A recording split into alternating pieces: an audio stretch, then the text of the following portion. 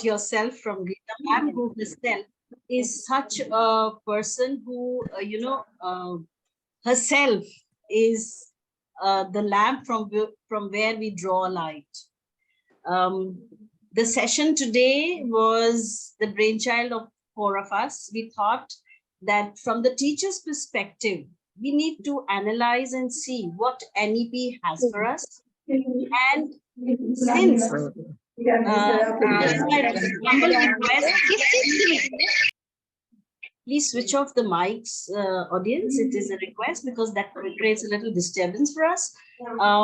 The thought process behind this session and the sessions to follow is to understand and put across what we understood from NEP.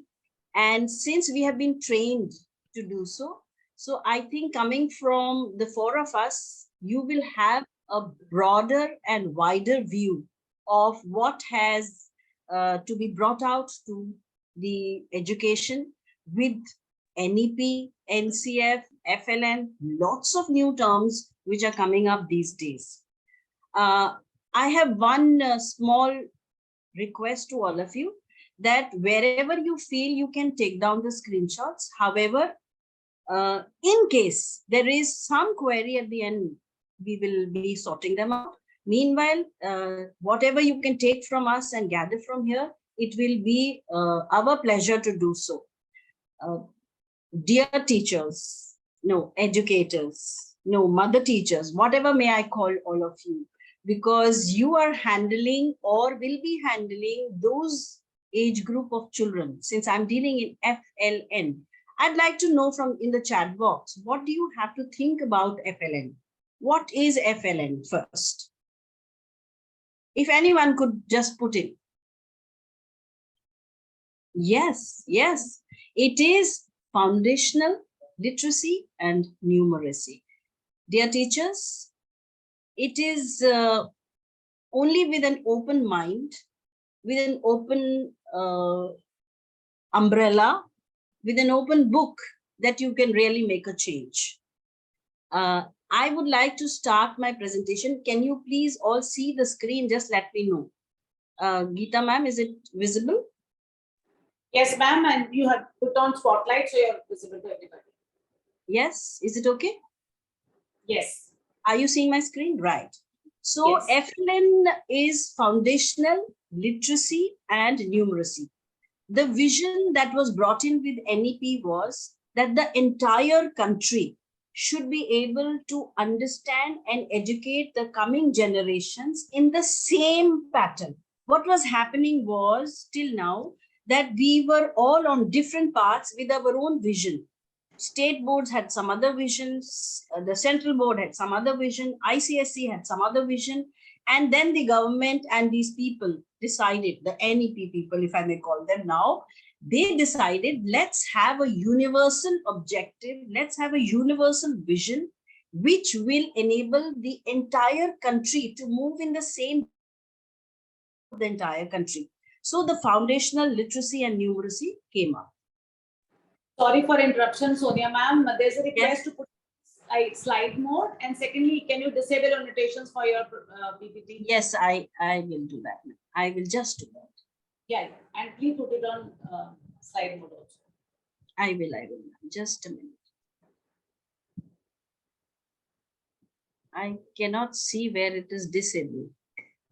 On view options. Otherwise, let it be at least on slideshow. I think we have intelligent people around. Let us not. They won't be about to say that. Yeah, yes, I will say the slideshow. Just yes. Is it on slideshare now? No, it's not yet. You enable editing first, which we can see on your top. Then I just those three dots.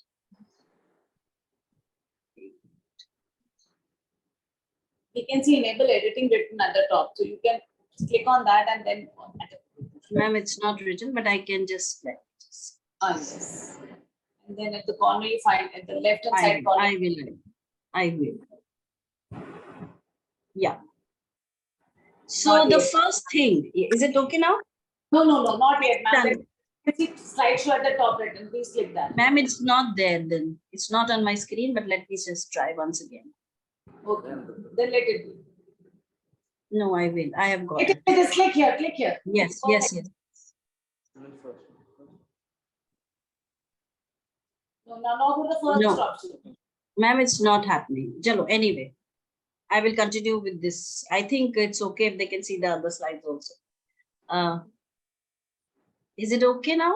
I have done slide share in my this. Ma'am, you got to go to the extreme left and start from the beginning. Go to the extreme left of your.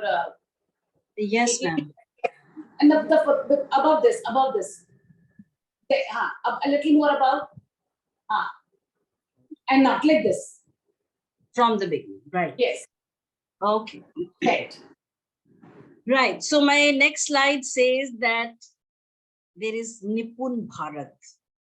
I just told you that if you have an open umbrella, if you have an open book, and if you have an open mind, you'll be able to understand everything here, as well as what you want to do with the children.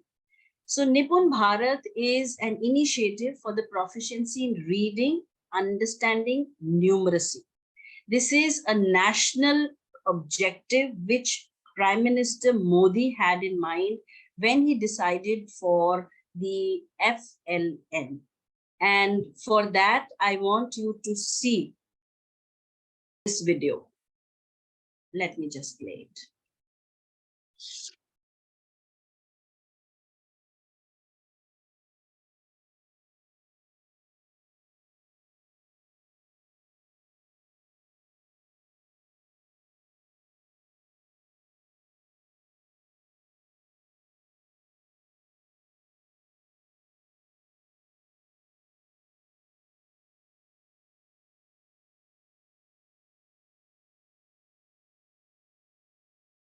Something has happened, ma'am. I think you will have to play your video.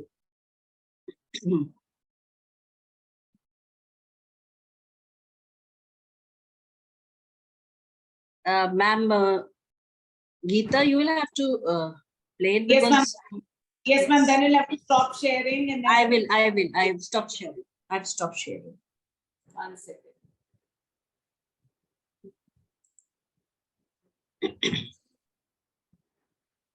So, Narendra Modi had decided that the entire country should move to one direction. And when he started this is what he said. What Geeta will just play on her screen. And I'll take a minute in the meantime. Yes. Yes. You know, there was one query in the beginning by one of these teachers that why is a local language required? You'll get the answer here in this video.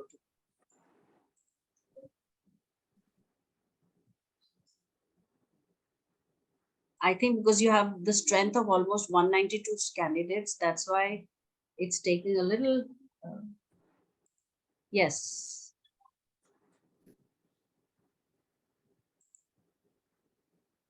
This video.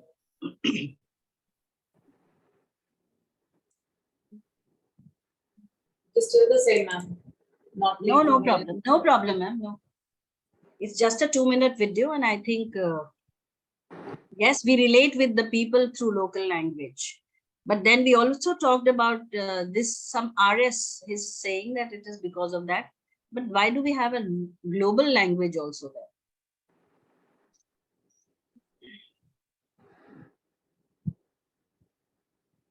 Is it playing, ma'am, with you? Trying. Okay. Let me try from my other screen.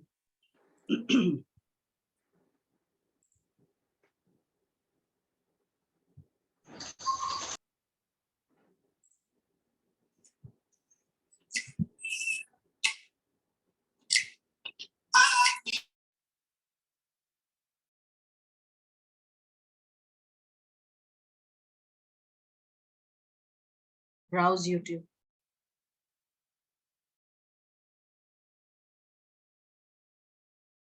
Or what we can do is, yes, local language helps in better understanding. That's true, Dilip ji. That's quite true. T-U-T-U-E-S-S. T-U-E-S.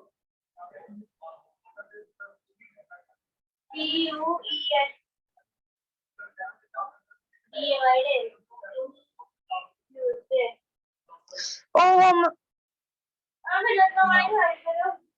I think somebody's mic is also on.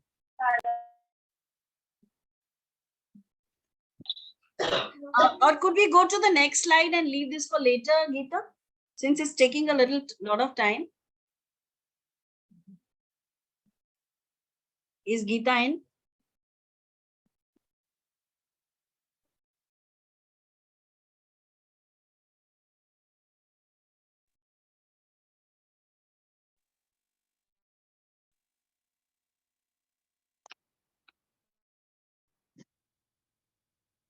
Sonia ma'am, you share your screen and continue. I'll download this video and keep it. Okay, fine. So we'll have the video later and I'll come down to the next screen.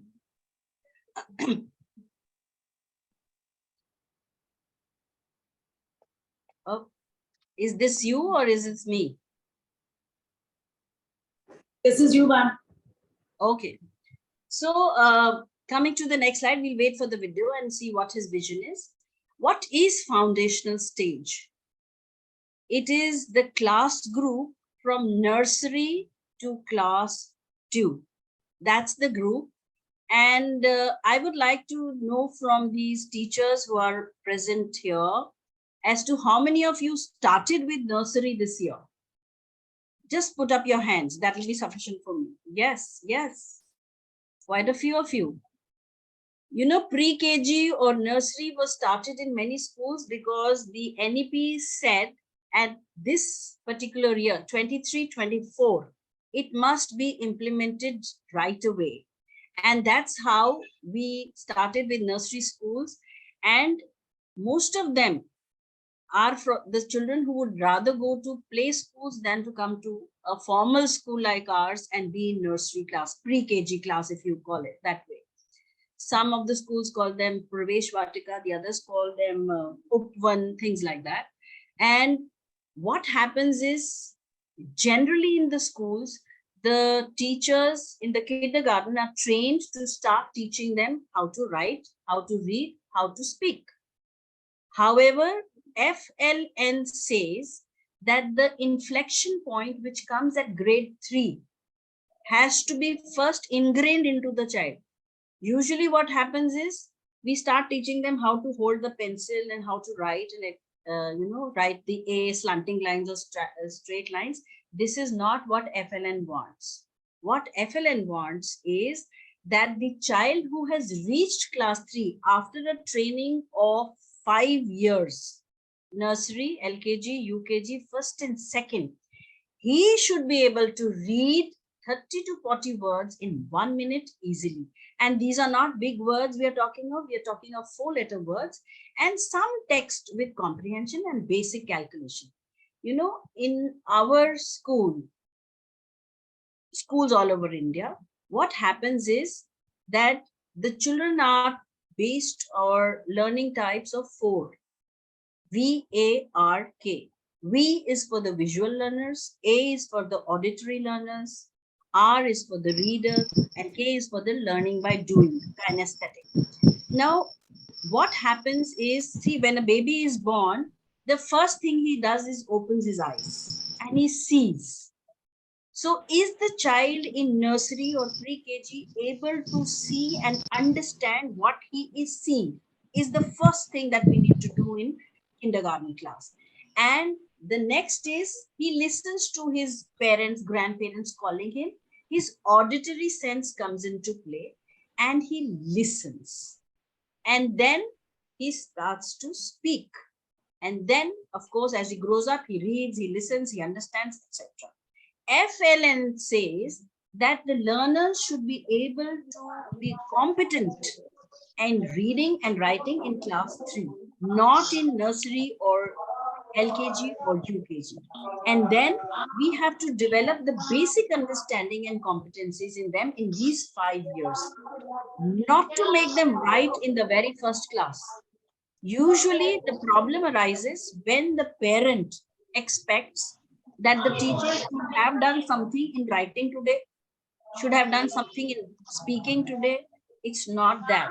The child should be able to recognize the letters A, B, C, D. He should be able to recognize the pictures of the various objects that we see. He should be able to comprehend what he sees. And the second thing is he should be able to comprehend what he listens. Then comes the speaking. They say that the small child is a monkey. You know, he imitates everything that you do. And that, could you please switch off the mic, please? The child has to listen to the teacher, hear, and then repeat. Later on, he's expected to understand and then to repeat. And later on, he's able to express on his own. Now, the foundational literacy and numeracy prerequisite to learning, what the NEP and the CBSE and the different boards have done is they have created a repository for different things for the teachers, for the students, for the parents, for the institutions. For the parents, the school has to do. The school gets a complete repository in different forms from the boards that they are in. For example, it may be the ICSE or the CBSE or any boards as such. And similarly, there are training programs for teachers like we are doing here right now, so that the teachers understand how they have to go about this particular program. Libraries are supposed to keep books, public libraries as well as the school libraries, for this particular promotion of the policy of NEP, which says foundational literacy and numeracy is the task which has been assigned to the foundational years, which are the first 5 years of the child in the school. Now, coming to what foundational literacy is, what do we all want?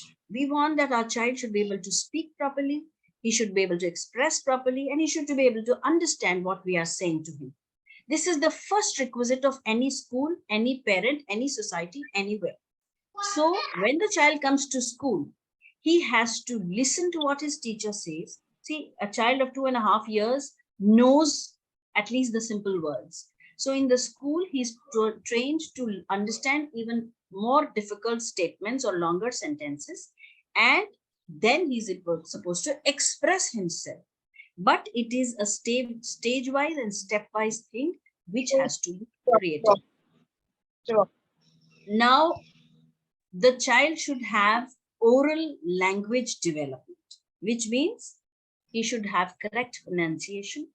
He should be able to hear, understand the words and speak out the words. He's not supposed to read. Sorry for using that word. He's not supposed to read in nursery, LKG and UKG. That starts little later.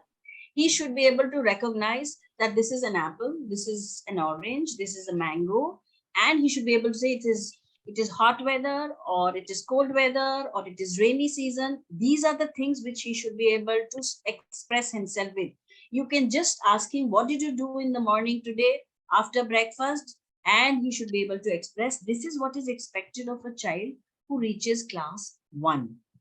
Then the alphabets are completely taught to him in different gradings.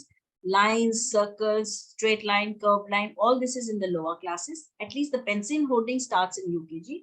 And in class 1 and 2, we're supposed to make them understand and recognize that this is CAT cat and this is BAT bat, or this is,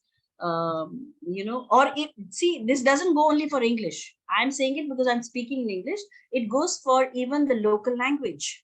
The child should be able to read out, or see the letters and recognize that this is a or a or e or whatever the letter may say.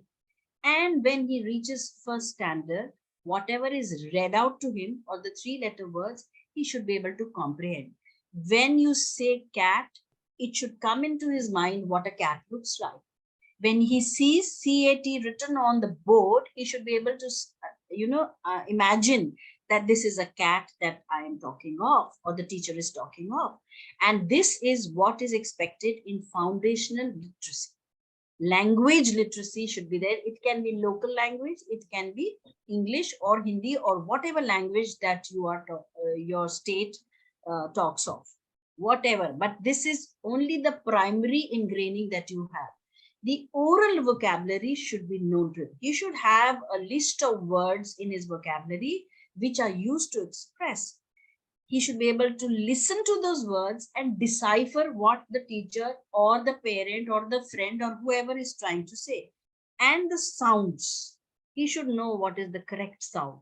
Phonics, if that's what he would understand with, phonics has to be taught at this particular age. The symbols here goes even for the mathematical symbols, and he should be able to read CAT in class 1 and 2.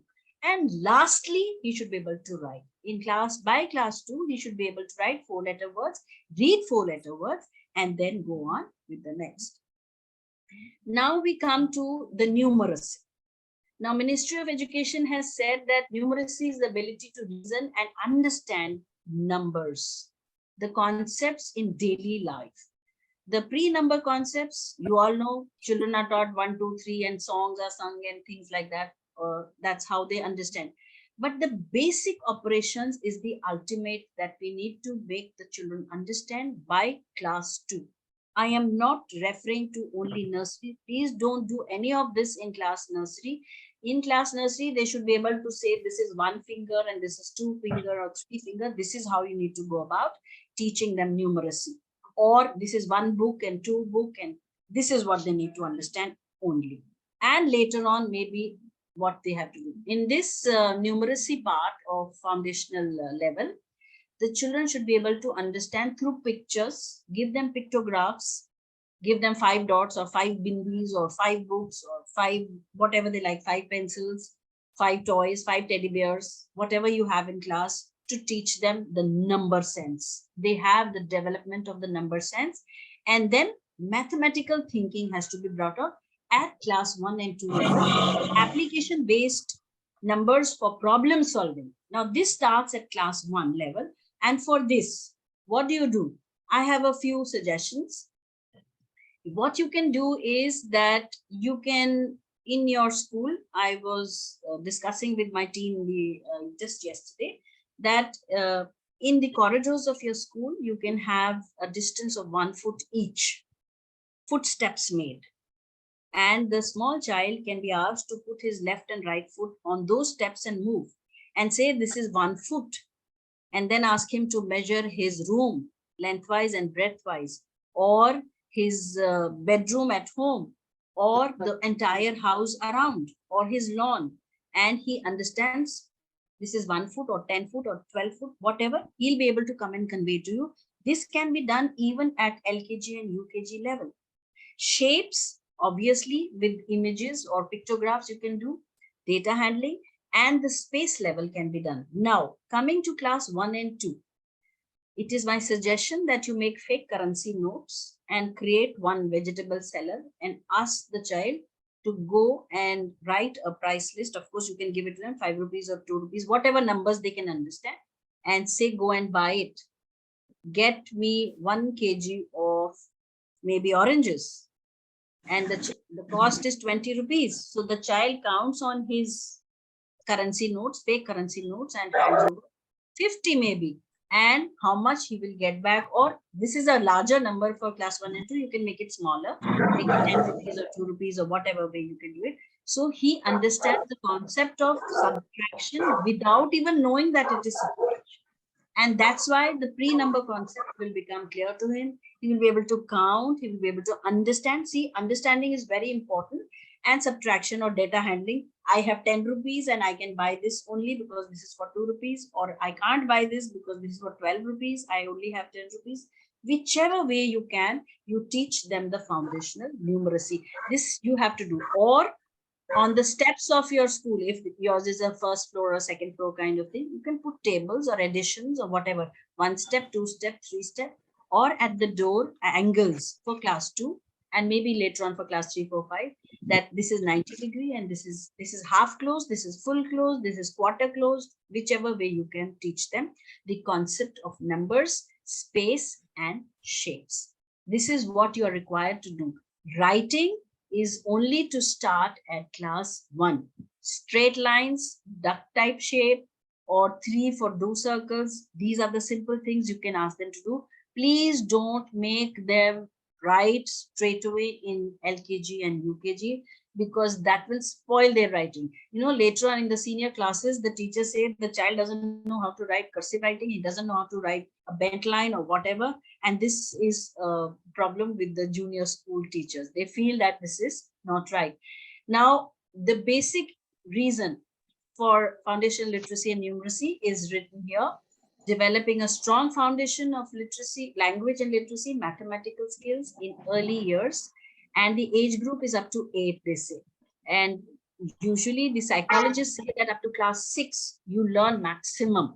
But this can be done, you know, orally also. This need not be written and done. Yes, writing they have to start to, especially in LKG and UKG, a little bit, but straight lines, circle, semicircle, whichever way you teach them.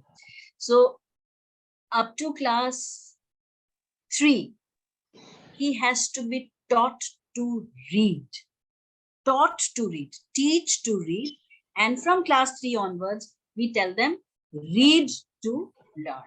Every child, but this is the aim of Nipun Bharat, every child by 2026, 27, that is by the age of 11, we're talking of a senior class, ability to read with meaning, clear sense of numbers, and write, and of course, the basic skills, which are the life skills. He should know that I have to drink water when I'm thirsty. He should know that I have not to go near fire. These are the basic life skills which he has to understand. Now, the goals of FLN are Balvatika, nursery, LKG, UKG, recognize and understand letters, numbers, sounds, and speaking and listening. Grade 1, read 25 to 30 words. This is an objective which has been laid down by FLN, NEP, and the Government of India. They say that in class 1, child should be able to read 25 to 30 words and observe and think about them too.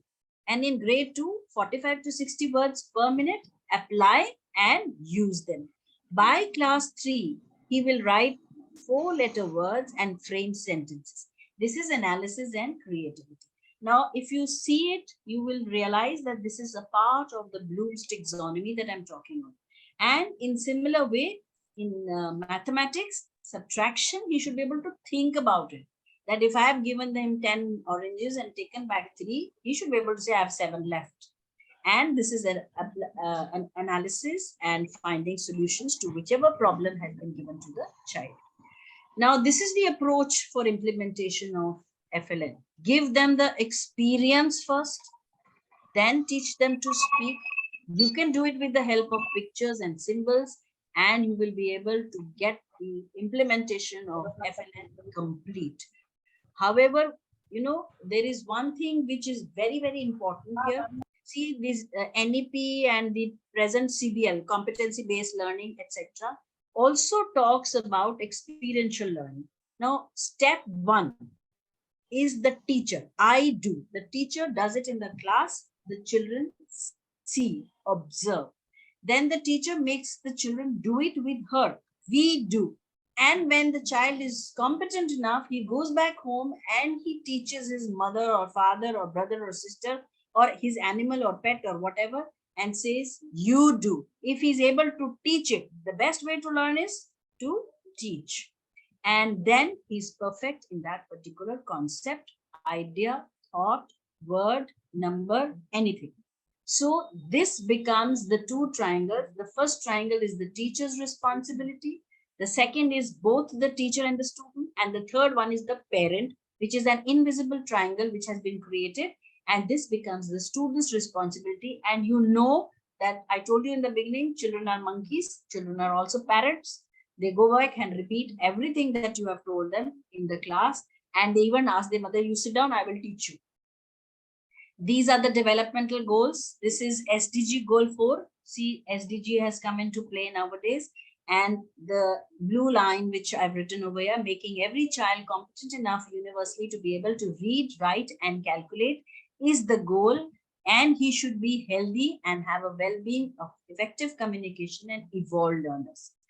The last line which I've written here on this slide, learn to read. This is the foundational stage. pre-KG, LKG, UKG, class 1 and 2 has the first 3 letters to do. One of them is learn to read. And from class 3 onwards, they have already learned how to read. So it is read to learn. Read unseen passages, read whatever way that you have taught them to read and learn and do it themselves. So the ways to implement FLN is there are institutions. Lakshay is, this was in the previous slide also. Vidya Pravesh, this is a 3-month course for institutions. The institutions can send their teachers for this. It's an online platform too. And then for the teachers individually, you can go to the Diksha portal and start taking these courses. Nobody has an obligation to teach you. It is your own. I'm so glad that there are almost 200 candidates over here who want to learn FLN, which goes kudos for you actually, because if you really want to learn, then you are the right people to implement it in your schools or wherever that you want to do it. And parents orientation is a responsibility of the school. Maybe the teachers can call them for group PTCs or whatever and tell them this is what we are doing, so that they feel not left out and they also feel that the school is going in the right direction. Their expectations have to change. They can't expect us to make them read ABCD in class pre-KG. अगर 2.5 साल का, I don't know, I'm being bilingual, sorry. If a 2.5-year-old child comes to the school in pre-KG, then or 3-year-old, you parent cannot expect from us to make him start doing ABCD from the very first day. No, it's not possible. The cognitive skills have to develop, and FLN is based on that. Foundational literacy and numeracy to think, understand, apply, and at least express himself. That's all from me. And now I have to hand over to Shubha ma'am, who will take you further on this particular journey also. And I'd like to give a short introduction of Shubha ma'am. She is a very passionate teacher who is artistic, creative, and she has an inclination to write. She is the HOD in her school at Faridabad and has an experience of 30 plus years to her credit. She's a published author. She has many books to her claim. And if she's generous enough, she will list a few to us so that we can also read. And she has been on the CBSE panel of judgment for international competitions.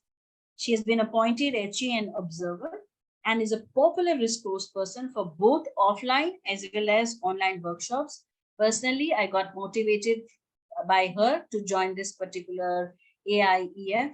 And I must thank AIEF before I hand over to Shubha ma'am completely for giving us this opportunity again and again. Thank you so much, Matthew sir, for making us trainers and ingraining more and more knowledge to us so that we can give and do what we really are meant for, imparting knowledge and making India a wonderful place for the educators and the people who are there to learn from us. God bless you all.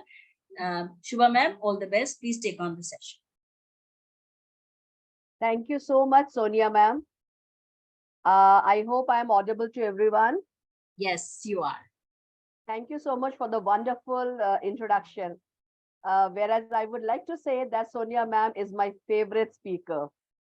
So when she speaks, my full attention to what she is saying, I try to emulate each and every step that she goes through. Thank you so much. So where Sonia ma'am has left, I will pick up from there.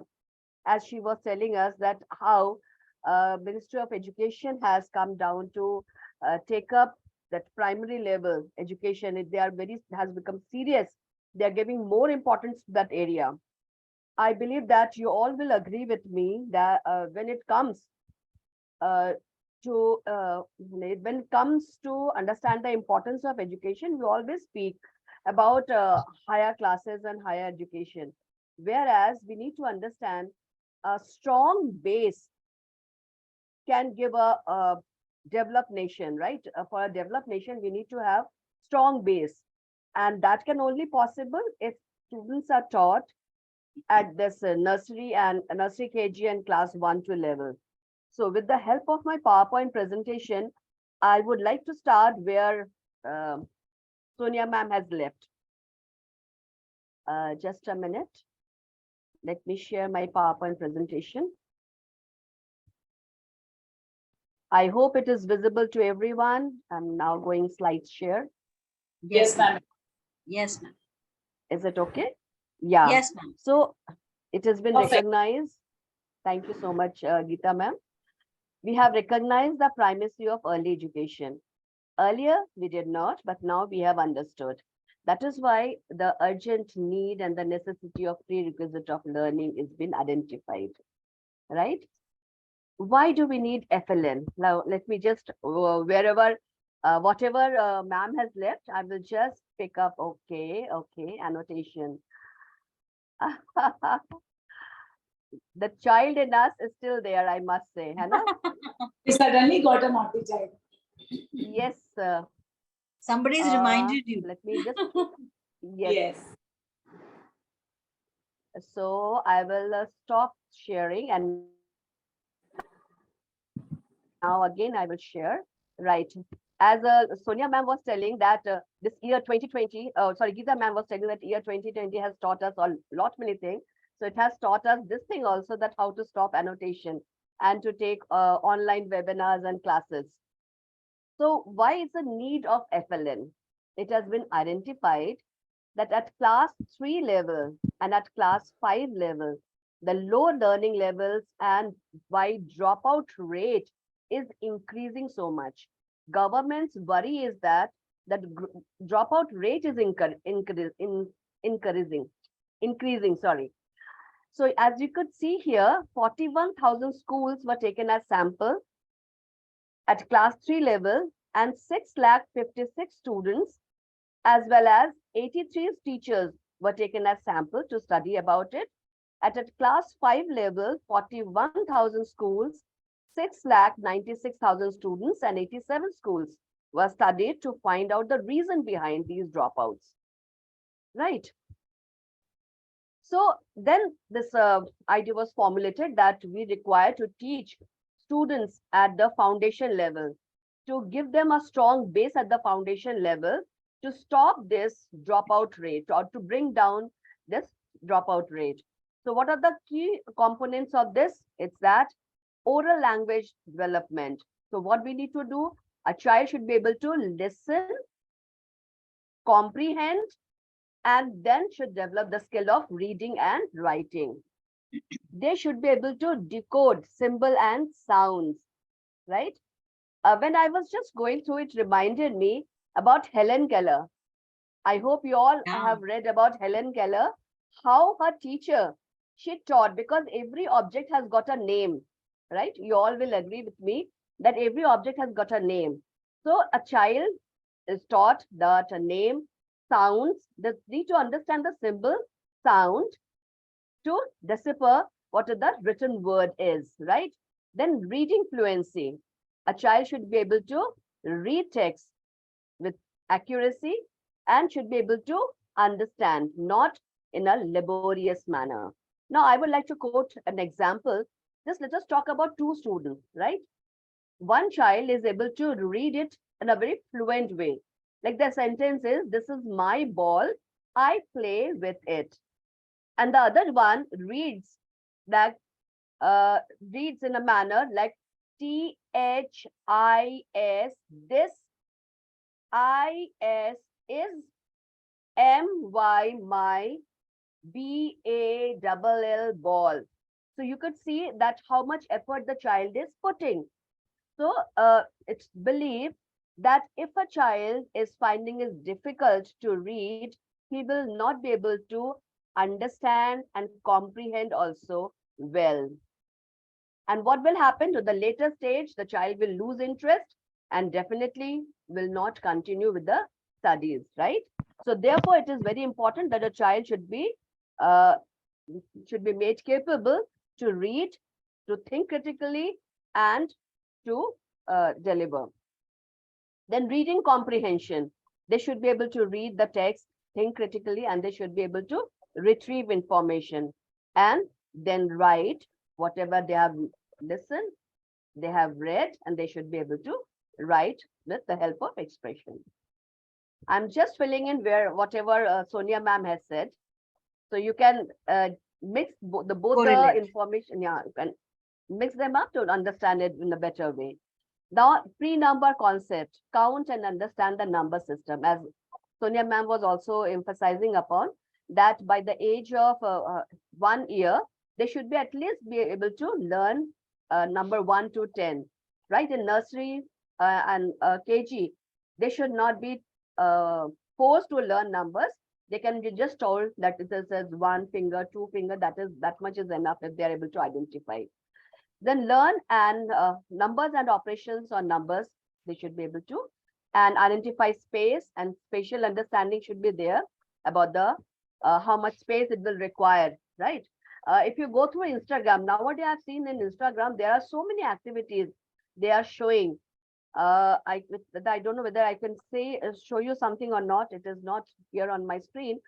I can share it in the group, some of the activities, like where a child is taught with the help of circles, triangles, and cutouts where they have to place it. So that way they are learning spatial and the shapes, measurements. So they should be able to use algorithms to add, subtract, and multiply. That we need to ensure, and then data handling. So in foundational numeracy and literacy, a child should be able to read at least 30 to 35 words, and they should be able to do simple activities, right? Okay, so what is the objective? What are we going to achieve by that? So one thing that it should be a inclusive classroom. Inclusive classroom, why? Because everyone should get the chance to read and write. As it has been decided that by the year 2025, we are trying to achieve 100% literacy. So for that, classroom should be inclusive. It should be play-based, right?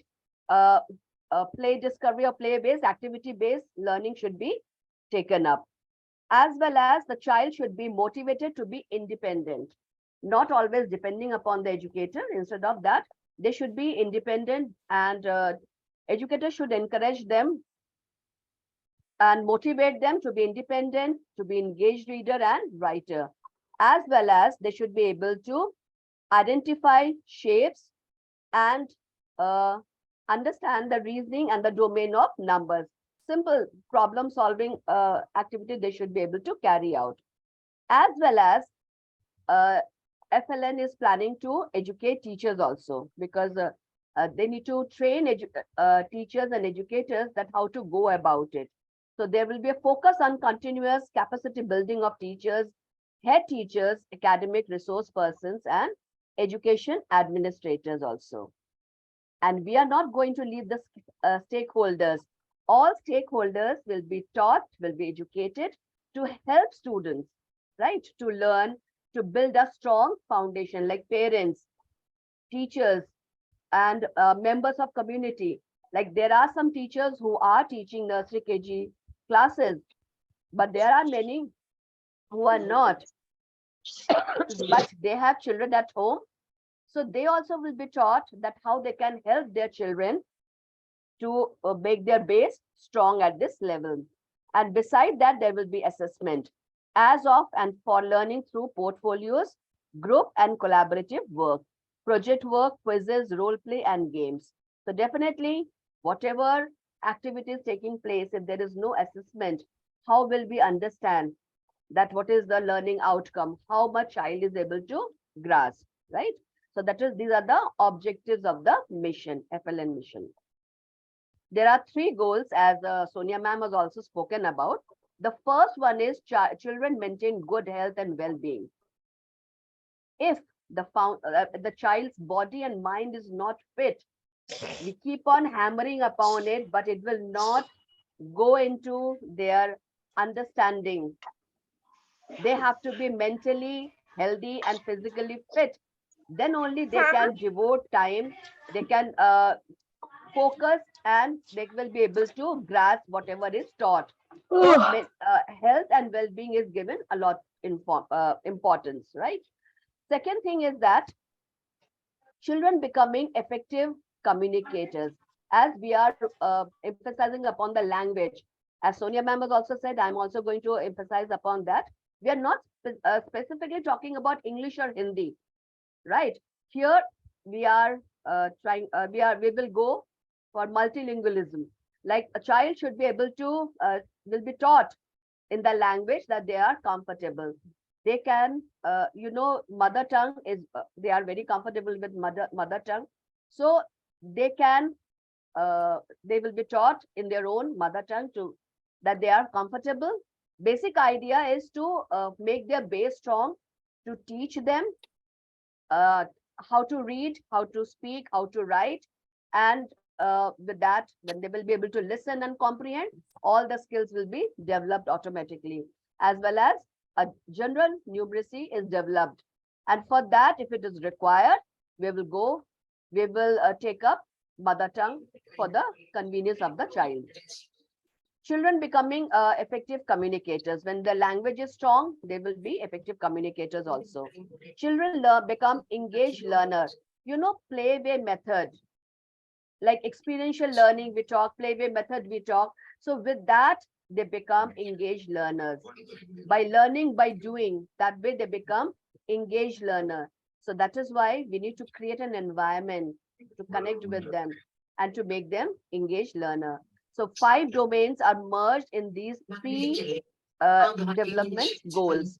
So 5 domains are motor skills, socio-emotional skills, language, creativity skills. They all are merged together to develop this. The stages, as ma'am has also spoken, I'm just going to speak in a different way. That is it's a different format. That is the only thing.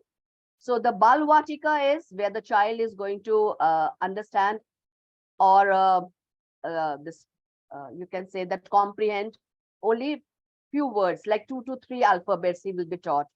Or you can say he will be able to, he or she will be able to recognize and read number up to 10.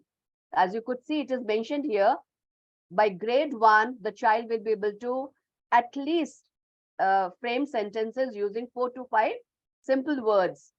And they will be able to read and write numbers up to 99, and will be able to solve simple additions and subtractions. By the age of, by the time they are into grade 2, they will be able to read and frame sentences using 45 to 60 words, as well as that numbers that they will be able to read and write is 999. And by the time they come to grade 3, they will be able to frame sentences using 60 words, right, per minute. And they will be able to solve multiplication problem, and they will be able to write 9,999 words. Here you can see that what are the expectations. So the pedagogy that we are talking about, it is a playway and experiential, where the child's numeracy, number sense, and spatial understanding will be developed. And what are we going to use? The resources which are available. Indigenous toys on the resources which are available in each and every household, we are going to utilize them. And after that, the child will be tested through formative assessment and adaptive assessment. About assessment, Ms. Geeta is going to speak elaborately, so that is why we will not deal on the topic so much.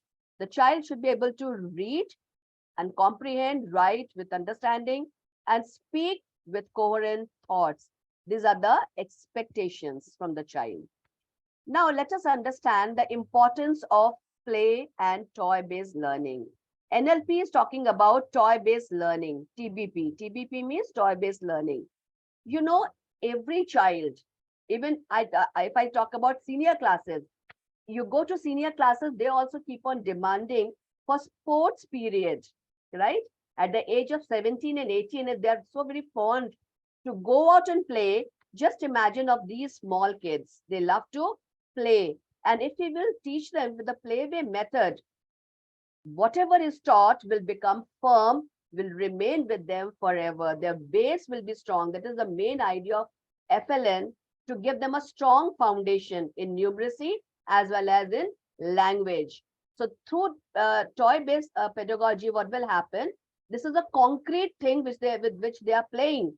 So they could feel, touch, feel, see. So their understanding will be better, right? So what are they going to gain? Conceptual knowledge and important life skills, as well as to create something, they require material. So it is the responsibility of the educator to provide them with sufficient and appropriate material and toys. We need to provide them with. Then traditional Indian toys, like you can say clay toys, toys made out of wood or say bamboo sticks or brown paper are quite helpful, and they are easily available. They are environment friendly, as well as you can make them contextual also, and they are very simple, easily available also. And when students are taught in a TBP manner, they learn fast and they are able to retain it for long, right? So here I am going to discuss some of the toys. Here you could see that with hanger, a person has made this toy where the child could be taught like storytelling session. For that, it could be used, or if you want to teach numeracy, that for that also you can teach. You can teach them the color and shape and sizes also. That also could be taught with the help of these, you can say, toys. As well as you could see here, using the cookie tin, a drum is made. If you beat it with the two sticks, which is found everywhere. Normally we throw them, these things away. Instead of throwing them away, if we can collect and keep them, we could use it very creatively. So sound could be produced, right? And they could be taught all the how to identify that sound and how to utilize it. Here you could see a joker made out of chips pack, right? It has been covered with brown paper, and here it could be used, as I told you, that for to tell story about a joker. Or if you want to teach them numbers, you can say, okay, let us come and feed this joker with some buttons, with some pebbles, with some anything which is available, easily available. And the child will be told to throw 2 buttons in his mouth to give him a small meal, then throw 5 buttons or 3 buttons, and then they could be asked to take it out and count that how much the joker has eaten, right? So that way it will be interesting for them, as well as they will learn addition and subtraction too. So the next that I would like to say, that as ma'am has also spoken about, that do it yourself, DIY. You must have heard this word a lot nowadays, that we are speaking about DIY, because when we are doing it ourselves, we learn it faster, right? You will also agree to it. So here, what will they do? They will collect material, right? They will classify it, keep it. The best way is that if you can provide them with small boxes, like shoe boxes, or you can say that cartons, empty cartons, or the plastic boxes are available, whatever easily one can get one's hand into. So you can just collect these boxes and separate them, classify them into separate boxes, and give it to them. Let them think, let them plan, let them discuss, and let them design and create something on their own. So once they do it, you can teach with that help of the toy, the concepts and skills.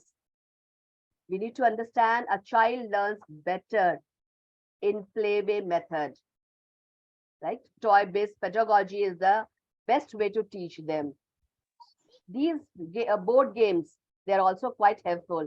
As FLN speaks about good health, so we can create a board game using pictures and using this dice, that if you eat healthy, you will climb various columns faster. But if you will eat unhealthy, you will fall down, because naturally you will fall sick. So you will fall down. So your progress will get hampered if you will eat unhealthy food. If you will eat healthy food, your progress will be faster. So that could be taught. They could be taught numbers, subtraction, addition. So many things we can create using these board games also. These are some of the toys made out of paper toys. Like you could see here, the child, she's using pinwheel, right? With pinwheel, we can teach them energy, right? Wind energy. When we move it against breeze, that starts spinning. So with this pinwheel, we can teach them energy, which they will never forget, as well as that boats floating on water. This paper strips, you can teach them with the length, width. So many things could be taught with the help of these throwaway materials. Like this joker, which is made of from that brown paper. So you can teach them shapes, you can teach them numbers, and the locks which it has, you can utilize them. So these are some of the toys which could be used to teach them, develop their numeracy and as well as language. Like this is shoe box, various columns are created and letters are kept. And these items are there nearby. A teacher can call out the letter like K. So the child is supposed to pick up that column starting with K. Like P, the patta is starting with P. So they will pick out patta and they will keep it there, right?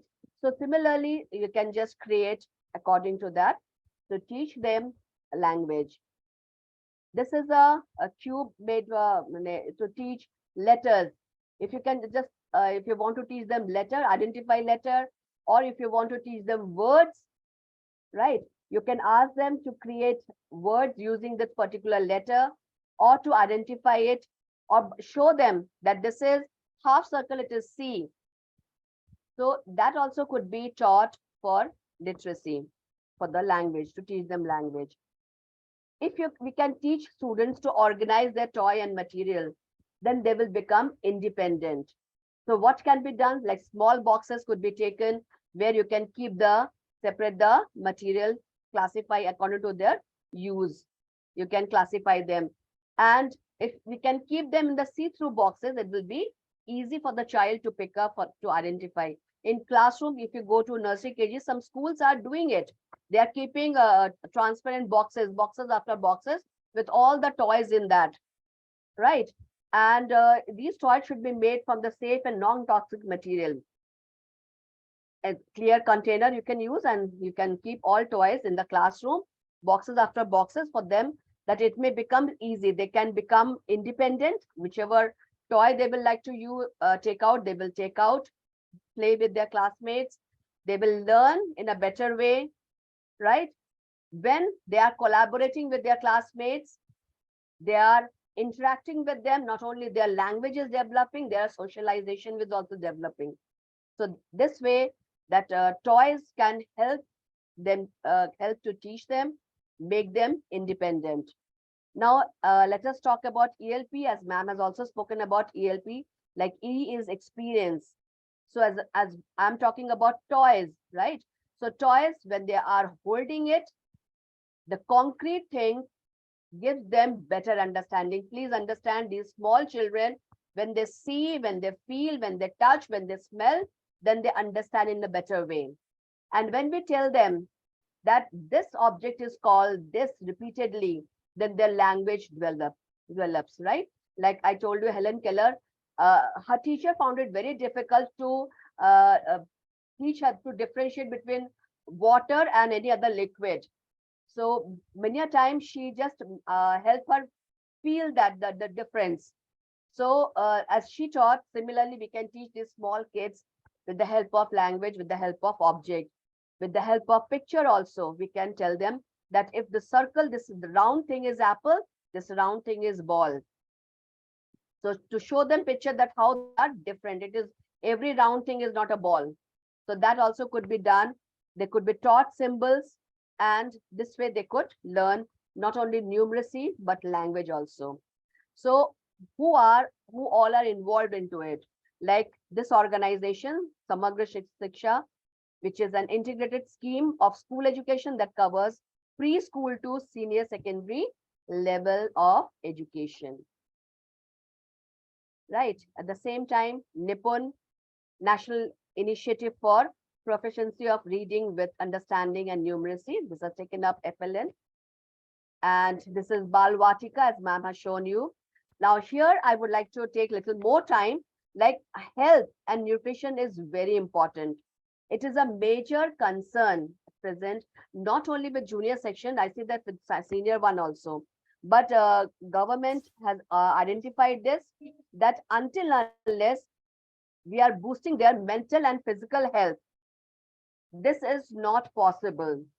So therefore, it has been decided that along with midday meal, energizing breakfast also will be given to students at the, you can say that state level or at the interior areas where students are not getting uh, proper food, proper nutrition, right? So regular health checkups will take place, as well as they are going to ensure the child's mental and physical health. Until unless the mind is fit or body is fit, it will not be possible for the child to concentrate. We all educators, those who are here, we all understand it in a better way. So along with midday meal, what government is going to do? They are going to provide them with nutritious breakfast also. So a lot of resources are available, like on Diksha portal, we are with, I am also using regularly.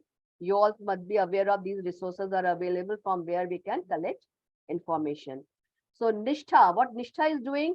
Nishtha is a national initiative for teacher, school heads and teacher holistic advancement.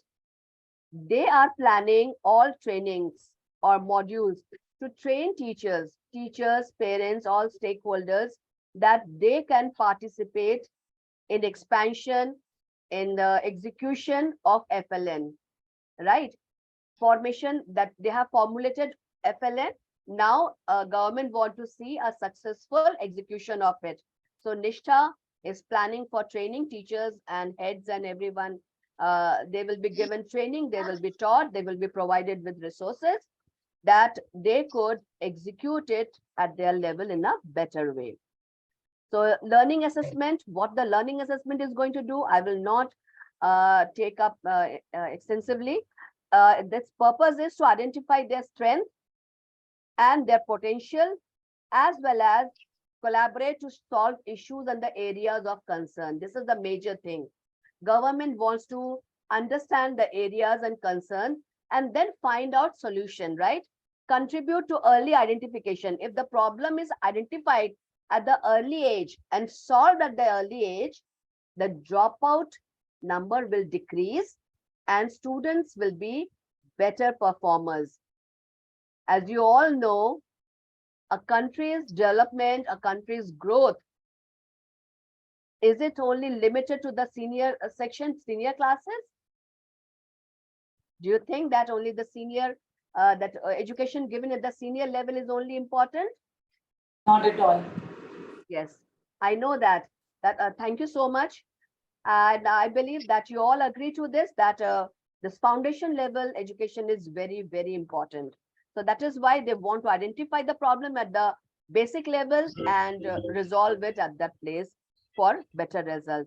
So they all, like HRD, Minister of Human Resource Development team, on a priority basis, they are going to plan out, and universally they are planning to execute each and every child by the year 2025.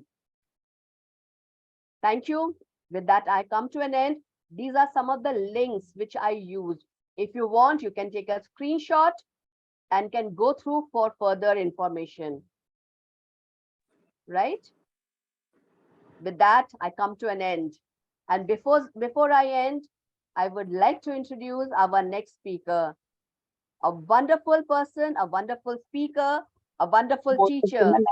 Ms. Rupali ma'am holds an impressive 20 years of experience. I believe somebody's mic is on. Kindly turn off your mic. Yeah, Rupali ma'am, she has been teaching for last 20 years. She is a postgraduate teacher. She is also a master trainer.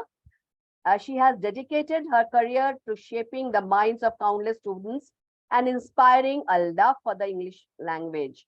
It is her passion to teach, and she's committed to excellence, and she has earned a well-deserved reputation for being an exceptional teacher.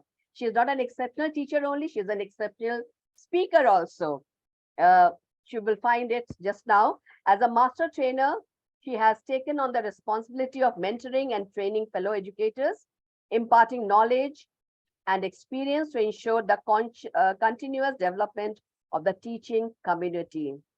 So, Rupali ma'am, as Sonia ma'am said, we all are AIEF master trainers, trained, educated, and guided by Matthew sir. Thank you so much, Matthew sir. Now over to Rupali ma'am. Thank you so much. Good evening, everybody. And thank you so much, Shubha ma'am, for this wonderful introduction. It's your love. Okay. Before I continue the same session, which has been started and working on this NEP, NCF, FLN. So I'll go on where Shubha ma'am has left. So let me share my screen now.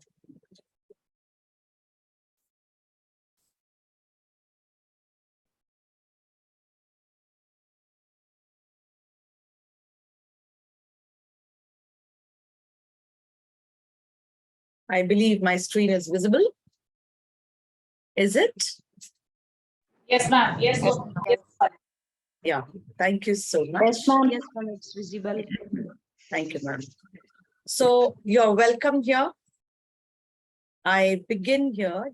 Just hold on.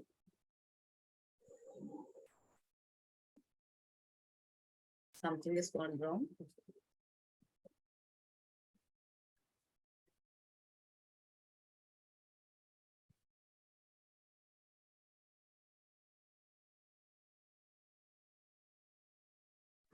Rupali, this is the last slide. You have to begin from beginning. Yeah, this is my first slide. I want to continue.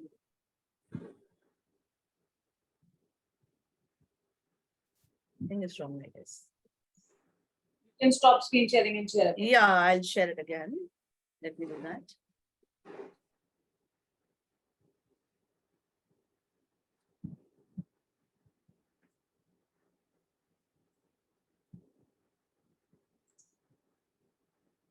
Yes, ma'am. This is okay.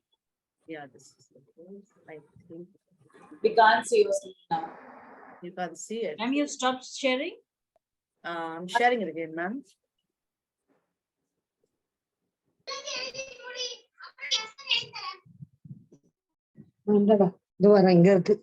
Somebody's mic is on. Could you please switch off the mic?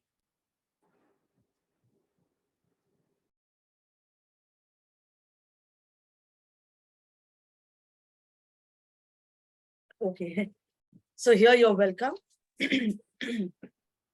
So the topic is National Curriculum Framework for Foundational Stage. So today we are particularly talking about the foundational stage.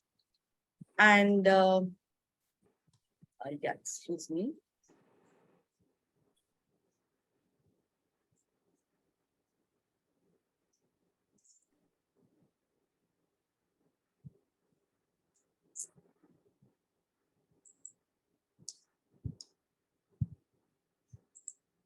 So the National Curriculum Framework at the foundational stage, which is also called NCFFS, is developed by NCERT, and it is based on the vision of the National Education Policy 2020.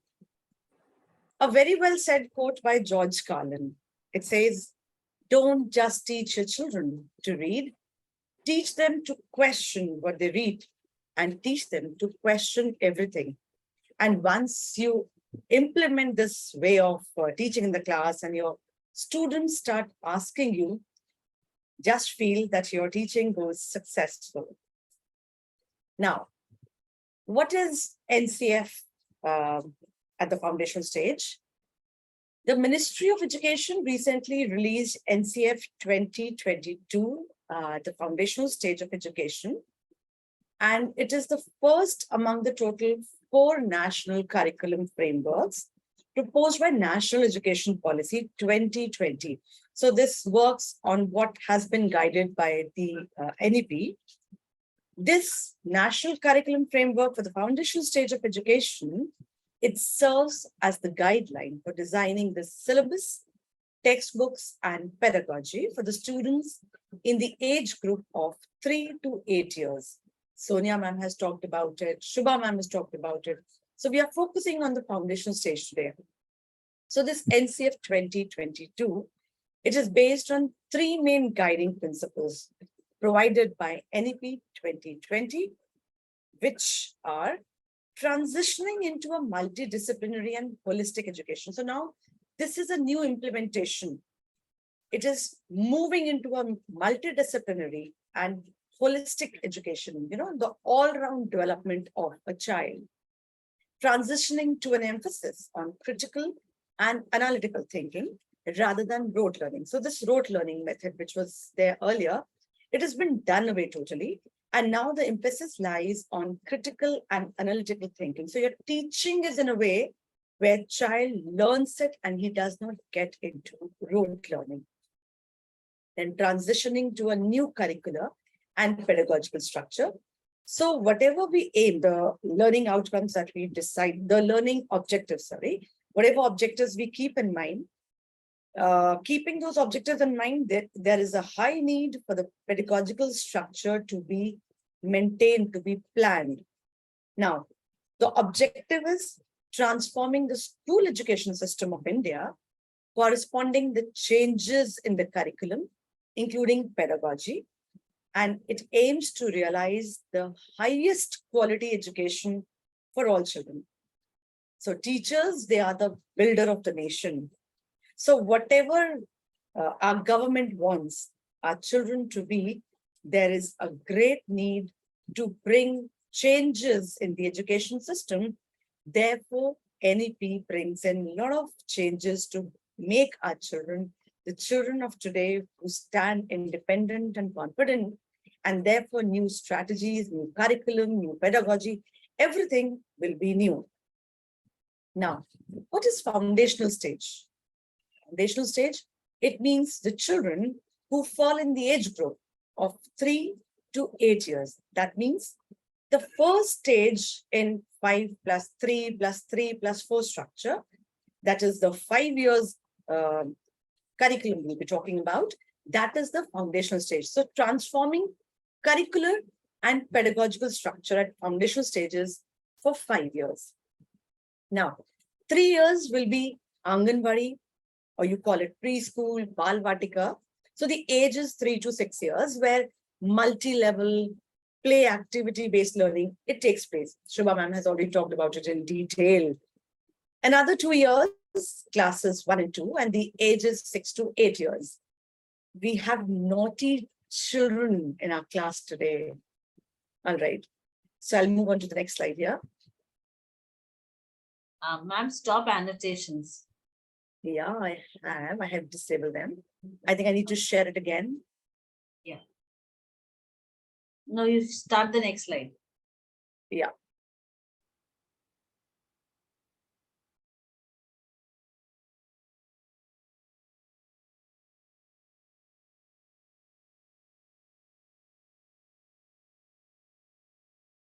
Kushal, some Kushal is doing it. Please stop it. Yeah. As educators, doesn't look nice.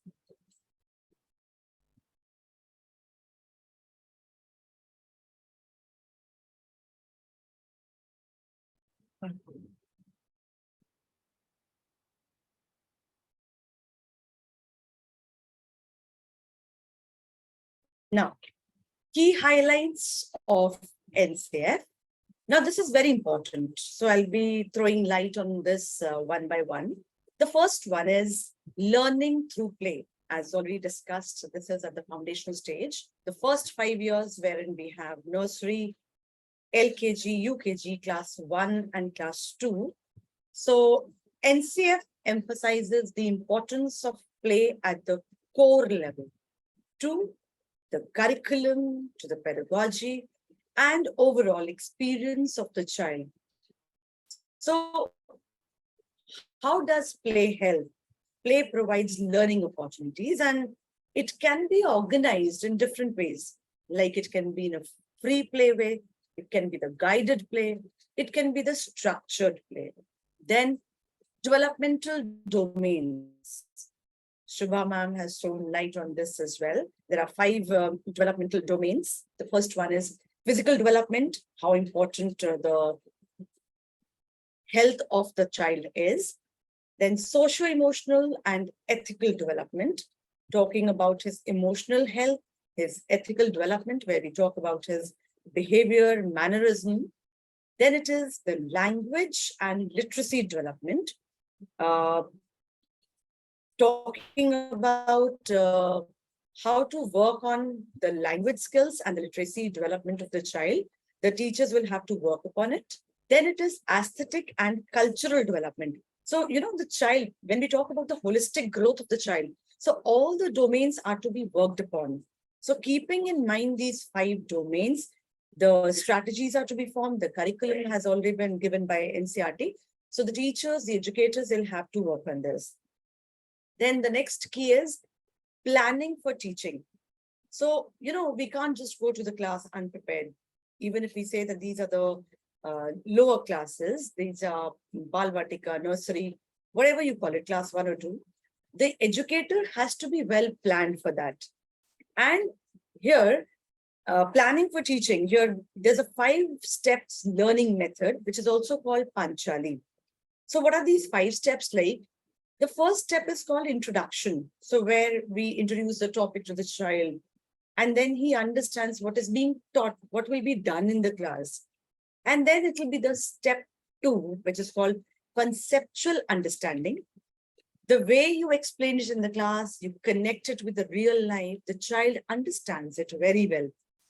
And then after the child understands, it is important that you give the child a task, an assignment to practice.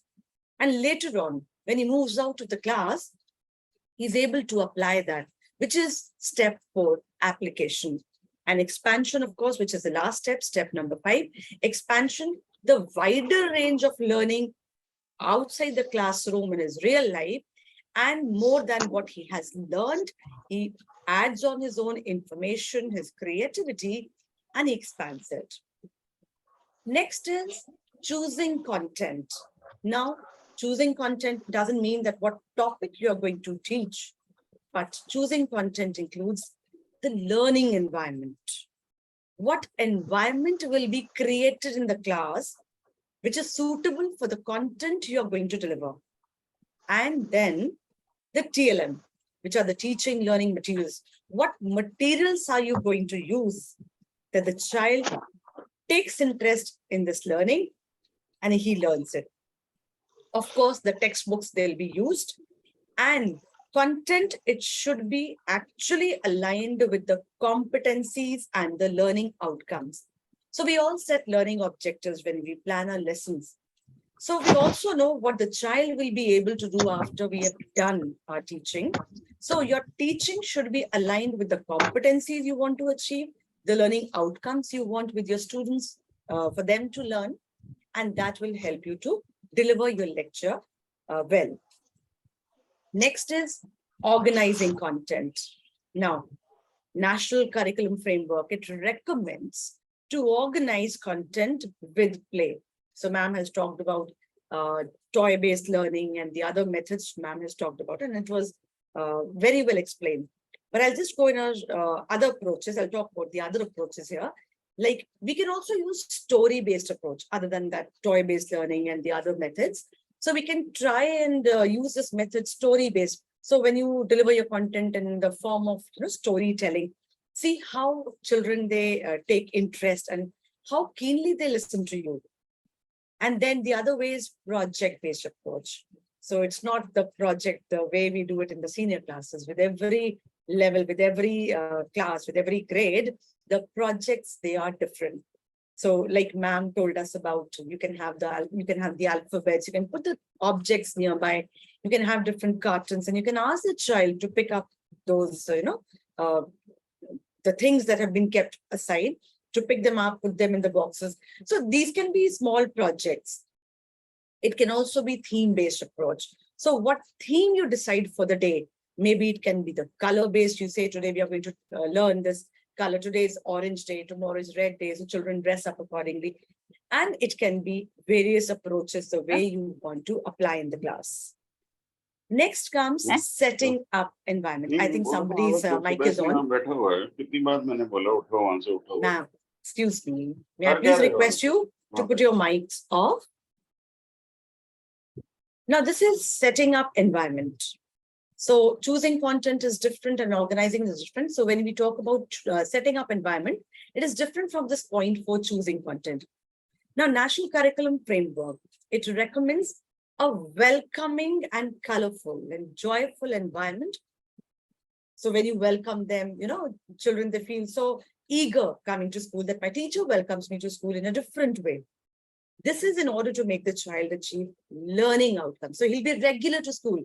So when we talk about, the dropout rates and all that, he'll never stay away. He'll not stay at home. He'll be rather very interested joining classes. The other way can be, you can have attractive boards wherein we have these boards in the class, indoor boards. We have the boards outside the class in the corridors. So, every board will have some information and child will be very interested in looking at them. And every time he passes there and he looks at those boards, he learns something new. So this is for the setting up environment. Next are the strategies for literacy and numeracy. Yes, again, NCF recommends a lot about these two things, literacy and numeracy. So when it comes to literacy, the 4-block approach of literacy, they are oral language development, word recognition, reading and writing.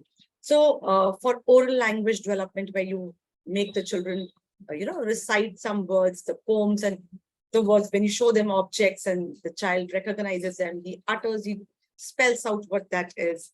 Word recognition, you can show the object, you can write the letters, the spelling of the word, and he'll start reading those letters and gradually he'll come to the words and he'll be able to learn that way. Again, that is no less than a playway method. Reading method. So we have the books for alphabets where you have A, B, C, so A is for apple, and he reads along with the pictures and he learns it. Writing at this level where you start with the alphabets and not pressurizing the child, but going very slowly at a slow pace and one by one. So here he starts learning that as well. Now, using reading strategies. Now, when it comes to reading strategies, they can be phonological strategies, they can be decoding strategies, they can be read aloud method, they can be shared reading, can be guided reading, and ultimately, in the end, he comes to that independent reading, of course. So that will help a lot. Now, next comes balanced literary approach. So we have talked about the literacy part. Now we come to this numeracy, and it recommends developing abstract to concrete experiences. So how you start, abstract is very easy. No, abstract becomes difficult, but then you have to teach the child. Initially, you are showing a ball to the student and he looks at it and he can recognize. You can also talk about that ball object. You can just say, there's an object which is round in shape. And this way, throwing some clues and making the child, this is brainstorming. And he learns that way. You can show the number of balls. You can talk about how many balls are there. So 1, 2. So developing abstract to concrete experiences. And he'll just pick up that way. So it also recommends connecting mathematics with real life prior knowledge.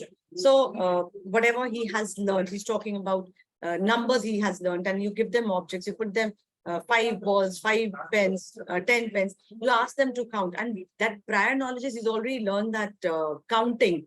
He starts counting that way.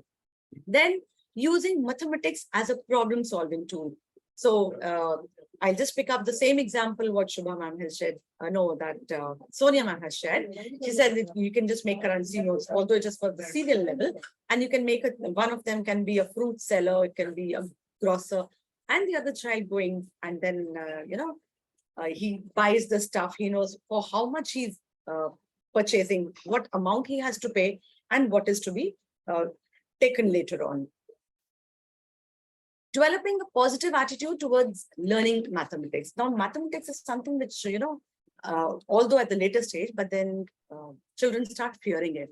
We have to build a positive attitude. And how will it be built? The child will have to be given, that interest is to be created so that he learns mathematics in a very interesting way. Next comes teaching learning materials. I have talked about TLM earlier also. So I believe that when multi-sensory teaching is done in the class, when children are made to use their multiple senses, the learning becomes very easy. And especially when they're using their hands, you make them more engaged in learning, and that will help them to learn well. The next highlight of NCF says, leveraging technology.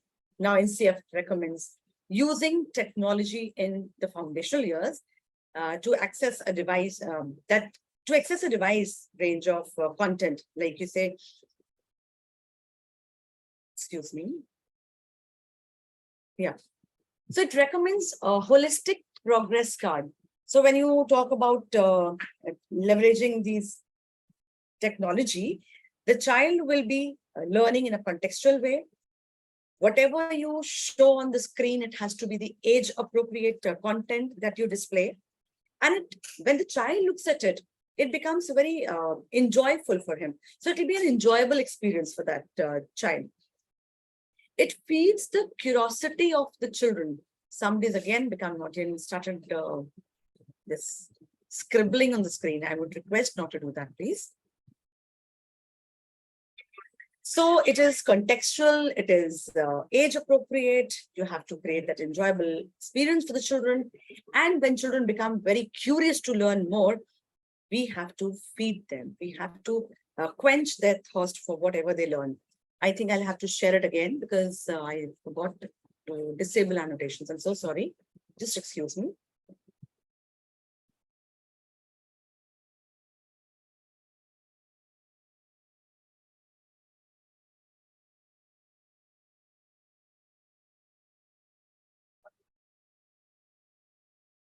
Yeah. All right. Now, what are the objectives for this NCF at the foundational stage? Why are so many things are being implemented? So there is a particular objective behind this. It recommends holistic progress card. You know, when I talk about holistic development of a child, and I say it is all-round development.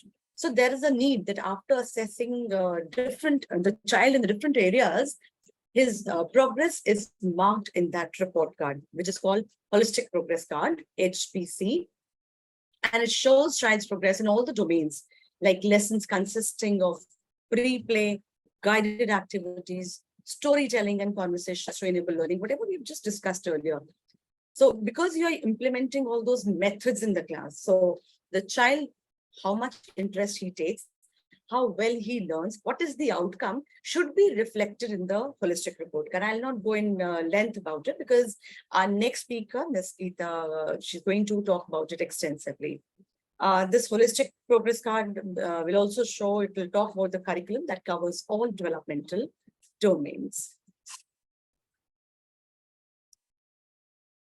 The next slide. Excuse me.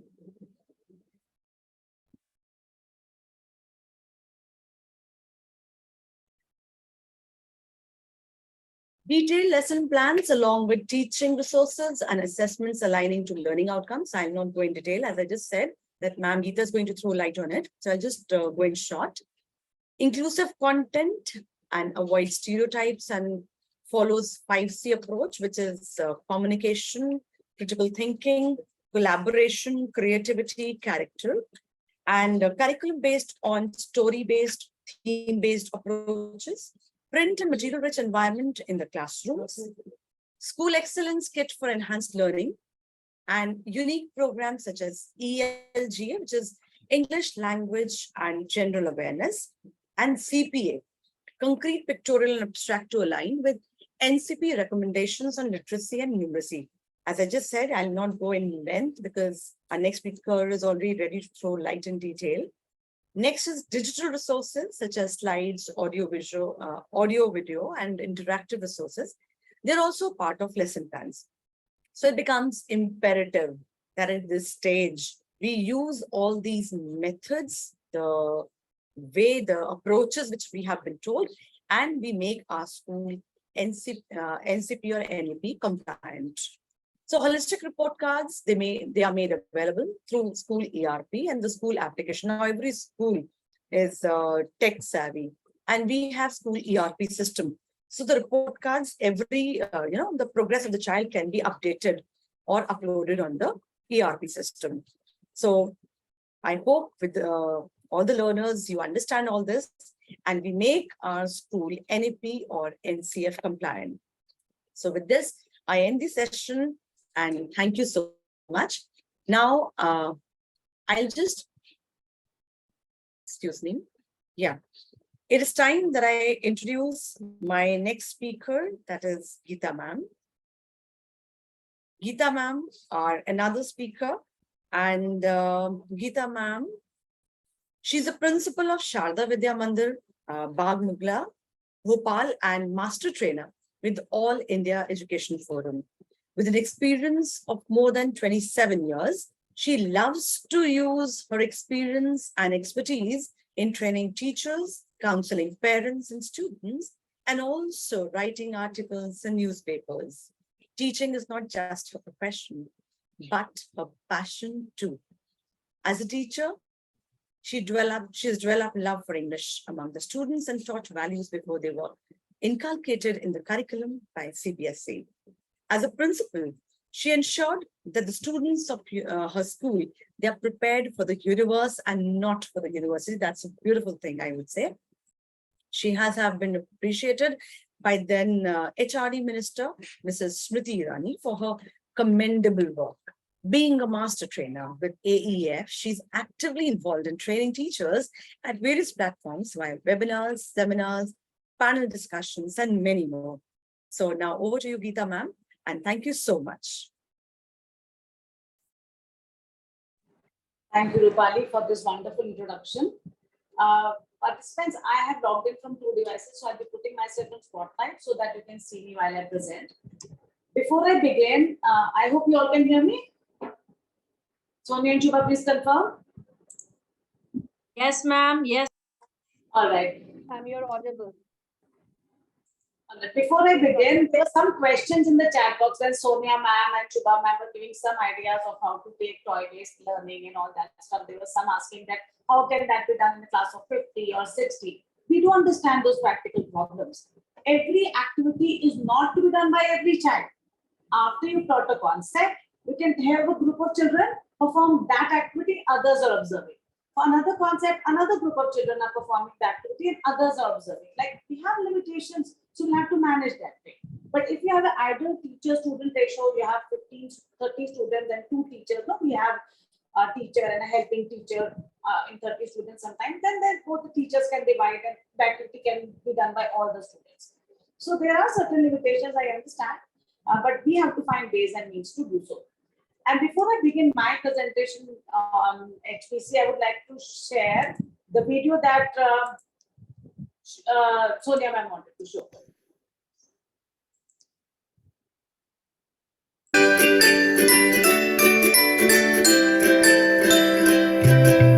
Education and learning begins from birth and early childhood.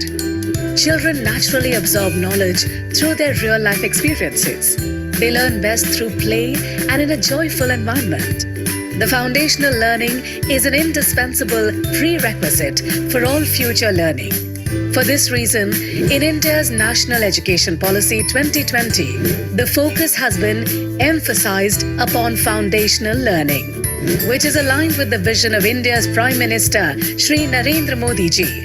राष्ट्रीय शिक्षा नीति के तहत foundational literacy and numeracy के विकास को एक राष्ट्रीय mission के रूप में लिया जाएगा।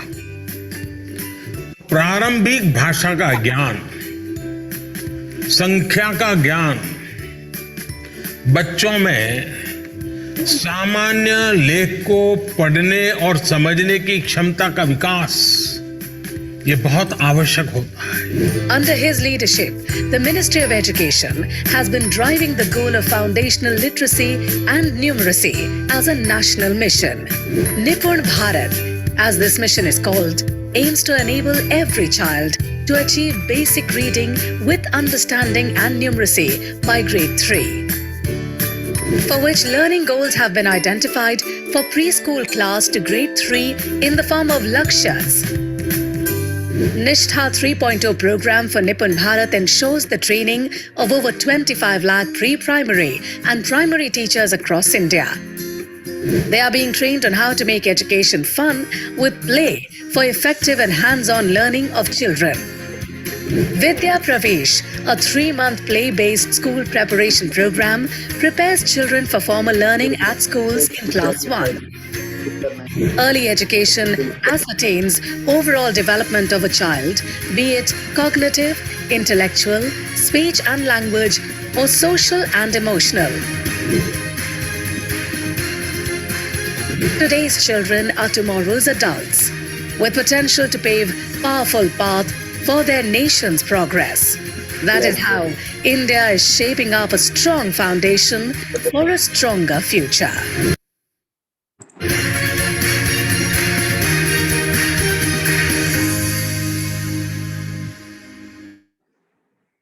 So that was it. Before I begin my PPT, I would like to thank ma'am, Shubha ma'am, and Rupali ma'am for giving us such a detailed information of how to go on about NCF, how to go on FLN, and various ways by which you can do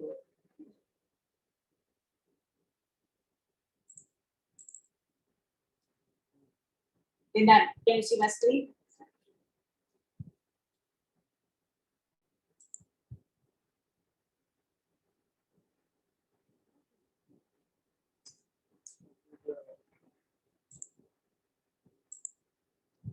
Fine.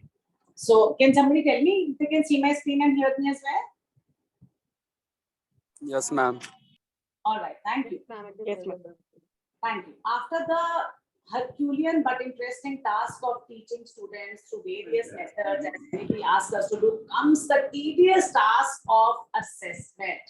But you know, as interesting the teaching is supposed to be, we want that the progress card should also be as interesting as we had done in the class. It should reflect all interesting things that have been done in the class throughout the session. So I'll come to the objective of, I'll come to the purpose of holistic progress card. Why was this devised? It said that they want to change the mark sheet. The child and the parent should not be tense about what marks are going to come, what my child is going to get, but they should look forward to the result day when they will come to know a little more about their child, much more than they came to know earlier. So this progress card, it acknowledges, appreciates, and encourages each level of learning and helps attain a child's 21st century skills. Now, what are 21st century skills? I'll just give a brief that basically NEP 2020 says that we must focus on developing these skills, that is critical thinking, problem solving, managing information, creativity and innovation, communication, collaboration, cultural and global citizenship, personal growth and well-being. And they have been incorporated as development goals in Nippon Bharat guidelines. Although the other three resource persons have spoken, told you about how we are going to go about it, how are we going to put these skills into practice in the classroom. What was the need of a holistic progress card? We all know about the Teddy story, but I'll just repeat a short form of this. As she stood in front of her 5th grade class on the first day of school, she told the children an untruth. Like most teachers, she looked at her students and said that she loved them all the same. However, that was impossible because there in the front row, slumped in his seat, was a little boy named Teddy Stallard.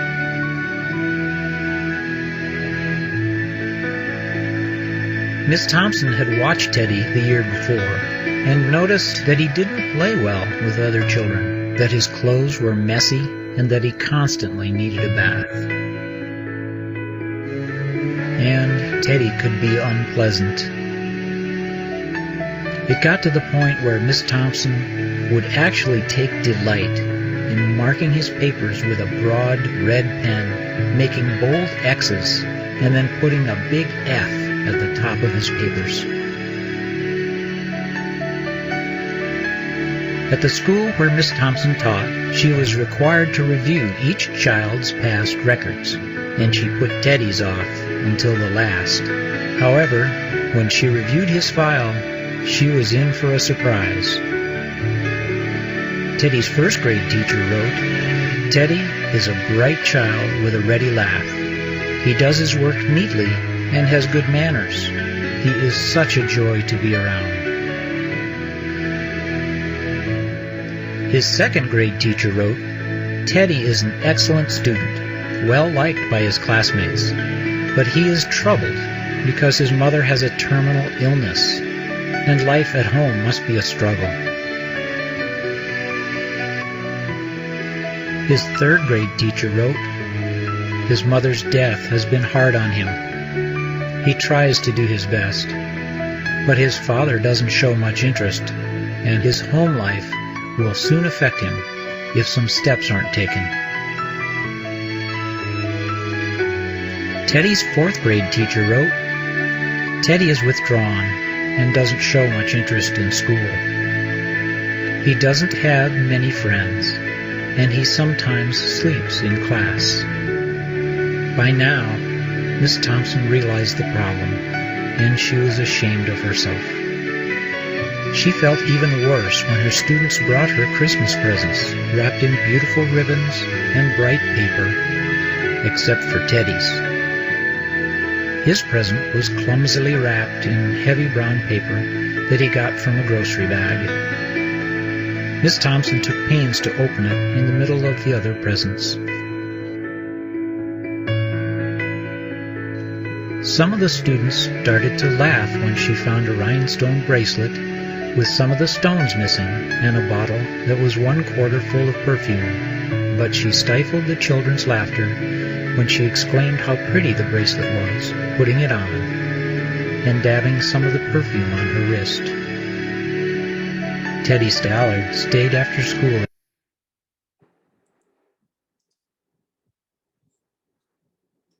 that day, just long enough to say, "Miss Thompson, today you smell just like my mom used to." After the children left, she cried for at least an hour. On that very day, she quit teaching reading, writing, and arithmetic. Instead, she began to teach children. Miss Thompson paid particular attention to Teddy. As she worked with him, his mind began to come alive. The more she encouraged him, the faster he responded. By the end of the year, Teddy had become one of the smartest children in the class. And, despite her lie that she would love all the children the same, Teddy became one of her teacher's pets.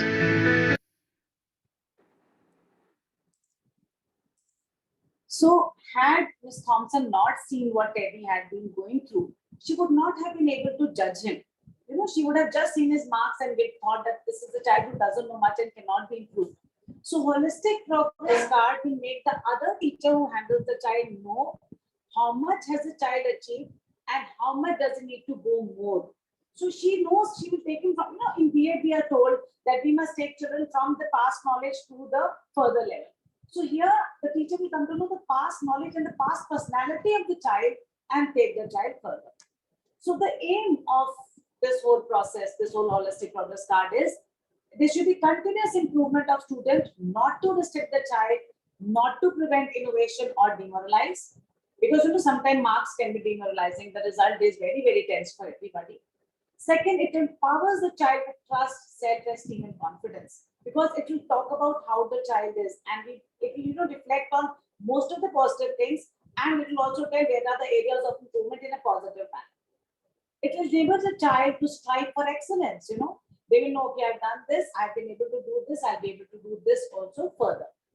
Help him or her to perform at his or her very best, because the teachers would have written remarks about every little parameter of judgment, and support harmonious and fruitful education.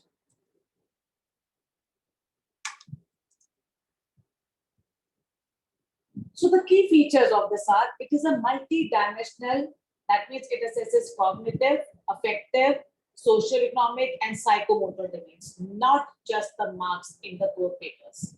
It is a 360-degree assessment. When NEP says holistic development, so the progress, the assessment card is also holistic, which analyzes all that the child has been able to improve in all the fields. It reflects the progress and uniqueness of the learner, shift from comparison, competition and compulsion to collaboration, choice and cooperation. There are no marks, there are no grades, there's no comparison. Every child is learning at its own pace, and every child has been assessed as per their pace, that this child is at this level in this competency and can attain this by this process. Based on CC, we had this continuous comprehensive assessment evaluation once upon a time. It was a wonderful idea, but then it took a lot of time to bring that into practice, and by the time everybody could understand and get a hang of it, it was taken away. So, but based on that, it assesses the whole learner rather than specified subject knowledge. Now, who all will assess the child? It's not only the teacher, that one teacher who teaches the class. It would be the child would self-assess. There will be a self-assessment. The child will assess himself, at the beginning of the session, and what are the aims, and at the end of the session, how the child comes, how much the child thinks himself. I mean, I've been able to do this, I could do this, whatever they had set goals, have they been able to achieve? So there's self-assessment, which is very important. Then there's assessment by the class teacher, of course. The peers, the friends will assess. There's a lot of collaborative learning going on these days. They speak about collaborative learning. So peers will assess, parents will assess, the subject teachers will assess, because the child may be good in one subject, not in the other subject. So the subject teacher will also assess. Maybe the English teacher may not have a good, positive something about the child, but the Hindi teacher might have, or the math teacher might find that is excellent in the university. So they will also assess and give their feedback. In case the child is good in sports and all, the coach also will be able to assess. The librarian also will be able to tell how the child is into reading and how much time does the child spend. So the vice principal, coordinator, everybody, the counselor, all, like if the child is a special child needs counseling or has been into counseling session, so assessment will come from there also. So throughout the session, whatever the child has been through will be assessed by all the people who have been involved with the child. Now, what are the scale to measure competencies? It has been divided into 4 stages. You have a beginner, progressing, proficient, and advanced. The beginner stage is when the student is at the beginning stage of the target competency and needs a great deal of support and hand-holding. Like, for example, the students, since we are talking about foundational stage, when the student comes to nursery. So the main, the teacher basically teaches hand-holding, how to hold the pen. The fine motor skills are developed. Some children, are able to hold the pencil faster than the other children.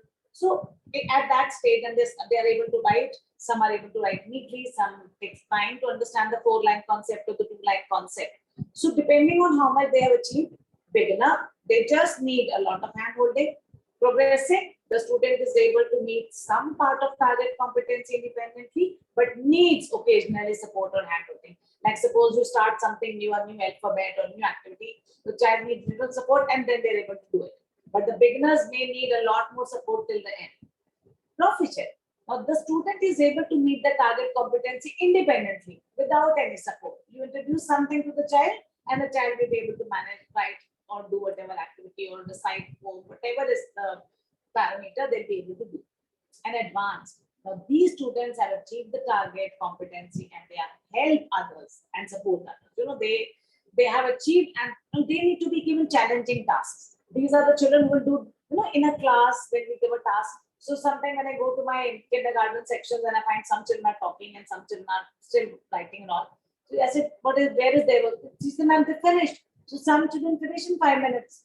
And then they can be used to help other children to do that activity. So these are those who are in advanced category.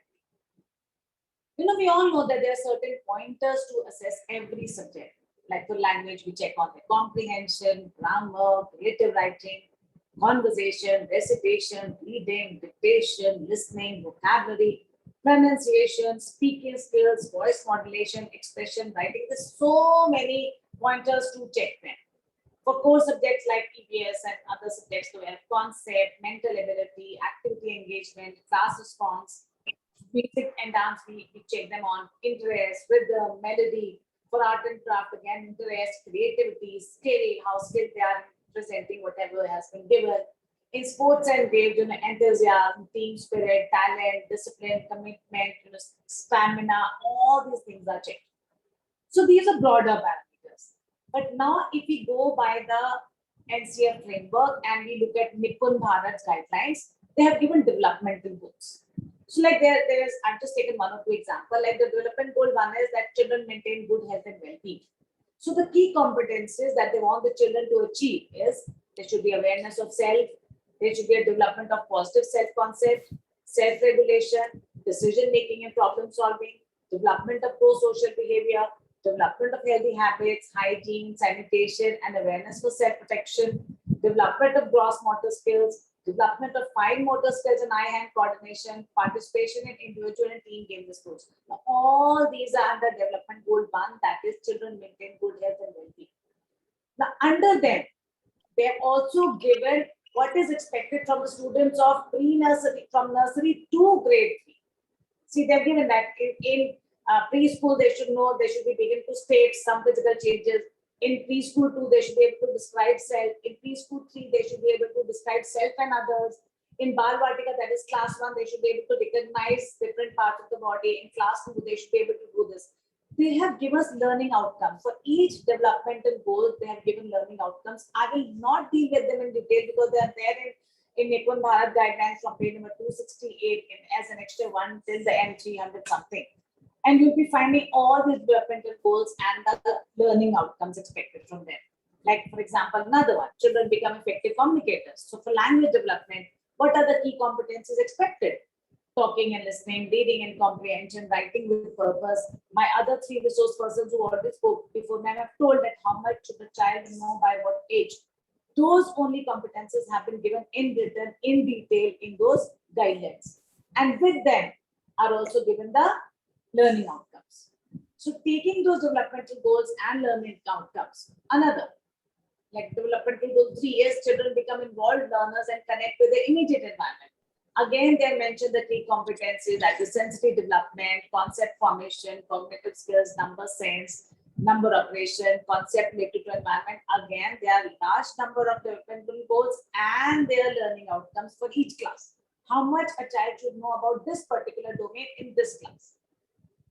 Going through all that, you are supposed to find the parameters that you want to judge, the competencies that you have been working on, the activities that you organize, and the competencies that you tested. And in that, they've also given the detail from age 3 to age how the child should have progressed. By age 3, that this much the child should know. By age 8, the child should know this much. Depending on that, you are supposed to assess them.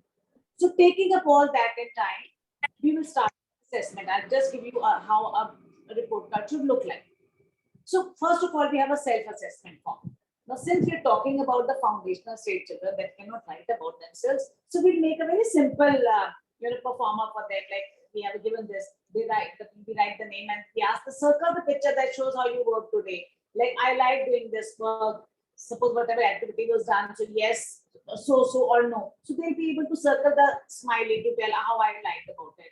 I found this work easy. If the child found it easy, he will circle yes. If the child found it okay, he will circle so. If the child did not find that work easy, maybe he was not interested, he might write no. To do this work, I needed, now the child would have said that I took the help of my peers, or I took the help of my teacher, or I took the help of my book, they will write.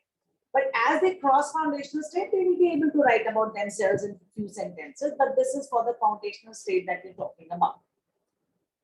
And now, depending on the development goals and the learning outcomes that have been stated in Nippon Bharat, we will take a kind of a report card like this. They will take one development goal and certain parameters under it. Like suppose in health and well-being or self-awareness and sense of personal hygiene and safety, we take these 5. We take describe self in terms of physical characteristics. That means the child is able to tell the gender and the parts of the body. Expresses on preferences, interests, and make choices, practices basic self-care and hygiene, shows a liking for understanding of nutritious food and avoids food wastage, demonstrate awareness for maintaining distance from stages. Now, if you see these 3 columns, now in these 3 columns, like the number of times you assess the child, it's like in our school, we assess the child 4 times. We have 2 periodicals and 2 terminal examinations. Some schools assess monthly, whatever. So you may have as many columns, as many grids as you want, as many times you want to assess the child. And rather than giving marks or grades, you choose some appropriate symbol. Like for example, you may choose smiley, like you're going, or stars. So you're going to give 5 stars for advanced, or 4 stars for the one who's proficient, and 3 stars for the one who's learned a little, and 1 star for the beginner. Or you can, for example, you can take a sapling, like you can have a pot, and in one pot there is a small sapling for the beginner, and then another pot may have a little bud for the one who's learning. But then you may have another pot with 1 flower for the proficient, and you may have another pot as a figure or a diagram, which is bloomed, which has 3 or 4 flowers. It's a full-fledged blooming plant. So that can be used to depict the beginner, the learner, the proficient, and the advanced type of learner, rather than writing about it, or rather than giving them marks or grades. Like for example, in pro-social behavior, socio-economic well-being, again, take some parameters from the learning outcome. There are many learning outcomes. So whichever activities, you will take some learning outcomes that, okay, I will do this activity and I will be able to get this learning outcome. So based on those only, because with 20, 25 years, then you cannot take them all. If you can take them all, wonderful. Otherwise, choose whichever. You might take some in one periodical, then you will take the other in another periodical, and so on, and you may be able to cover all of them by the end of the year. So take those learning outcomes that you have taken and put them as those parameters in the grid, and then judge them, assess them, and give them grades. Similarly, for gross and fine motor skills, you can take any pointers, like demonstrate greater coordination, control, and strength, participates in music, dance, and creative movements, uses a pincer, grip, coordination, shows balance, coordination, whatever has been your observation about the child on the various things that you did with the child during the class. First language skills, it can go for any language, that the child makes effort to engage in conversation, the child is able to recite poems and with action, he shows interest, he explains the sequence of events, or he reads with understanding in points of awareness. So like reading, recitation, communication, all these levels have to be checked as per the learning outcomes given in NEP Bharat for this particular age group of the children, and then accordingly start assessing them. For example, numeracy, like recognizes basic concept, can count and collect, can count forward and arrange the numbers, compare to numbers. So these are the various activities you did and assess the child. And then because functional literacy and numeracy, we talk about numeracy plays a major role. So numeracy should have the largest weightage or largest parameters to check, because it will play a major role eventually in the life, and so does language. So for example, if you take the poem, so now if you want to check, or for example, physical domain you're checking, and the child, you have taken them for games. So we expect that the child should be able to run 20 steps in a minute. So there may be one child who's able to run only 10 steps, or who's very slow, or is able to take 20 steps in 2 minutes, another child takes 1.5 minutes, another child takes 1 minute, but we know that the child should be able to have 20 steps in 1 minute. So according to the amount of time the child is taking, you can assess them. And one race, another race, another race. So after 15 days, after a fortnight, after a week, or after a month, you have that same race again, or same psychomotor game again, or same gross motor skills activities again, and assess the child. This should be improvement. If the child took 20 steps in 1 minute this time, so you might be able to take 22 or 25 the next time. And you have your own target, okay, this much the child should be able to assess. Then only you put them into category of beginner, proficient, advanced, and so on. So I hope I have been able to give a brief roundup of how your HPC should be. Secondly, you must include pictures. We have been doing all these activities. When we talk about, when I go to various schools and give them training and tell them you should do this, and we have been doing it. Only thing is we have not been documenting it. So when you're doing activities, click pictures of these children. When the child is reciting, click pictures. When the child has made something, make the child demonstrate and click pictures and put them here. When you're assessing them, it should be a broad book or a kind of a notebook kind of a thing, where you, along with that, you have put up some pictures, photographs of how the child has done. The child also will grow up and remember, the parent will also remember, okay, this was what was done. Even if it is a small exercise like building blocks. You took your pre-nursery children, kindergarten children, and developed their fine motor skills. You gave them building blocks and made them all to do. So every child is playing, and eventually they will create something. Every child will create something new. Click picture of what the child has created, and then keep it. And then you can paste those pictures, get them, get them the hard copy and paste those pictures here in your HPC. So you will, you'll be able to document everything that has been done. And then you'll be able to speak more about it when the parent comes to you after 2 months or 3 months of whatever happens, whenever you have periodical PTMs. So with that, I end up my presentation with just one simple quote. Teachers help students find important things they've lost every day. Sometimes it is a paper, backpack or jacket. Other times it is courage, confidence or a smile. So it is the time that we help our children find their courage, confidence, smile, not just their lost things in the class. That though primary teachers otherwise also have to do. But HPC will help you reassure your children, bring them into the level and make them feel courageous, confident with a smile that I can do this. Oh, I was able to do this. I tell my teacher that even if the child has finished writing last of the class, clap for the child. The one who finishes first, to clap for them. The one who does best, to clap for them. But you need to clap, applaud even the one who finishes last, because he also has achieved that task and deserves appreciation to do better. With that, I end my presentation. Thank you very much. If you have any question to ask, you can put them in the chat box, or you can unmute yourself and ask. Is there any? So, ma'am, did you I read the think chat? I'd like to say something here. You said that the children will find their lost smile, courage, and whatever they've lost. But I think with each HPC, the teacher also finds herself as a success story, because when the child achieves something, the teacher automatically gets 1 grade point to her credit. And there's nothing better to see your children thrive and do better. Absolutely, That's absolutely. what we achieve. Every year the teacher achieves this, that the children walk out confidently with Yes. all the learning outcomes expected from that class. Yeah. Geeta ma'am, I would like to add one thing here. Yes, ma'am. Wonderfully, with so much patience, you have explained everything. I have also learned, I did not know it so in such an extensive manner that assessment should be done. Thank you so much. Thank you very Well, much, ma'am. you took a lot of patience in explaining each and every point. Wonderful, ma'am. And thank you, audience, for being such a patient and wonderful audience. Your, Yes. 2 hours. messages in the chat box have been keeping us elated, and we were quite motivated that you're all there. I'm glad we've been able to answer all your questions. If there are none, that means we've satisfied, or I don't know, I'll put a question mark. But yes, you can contact us anytime in the groups. Ma'am wants to say something.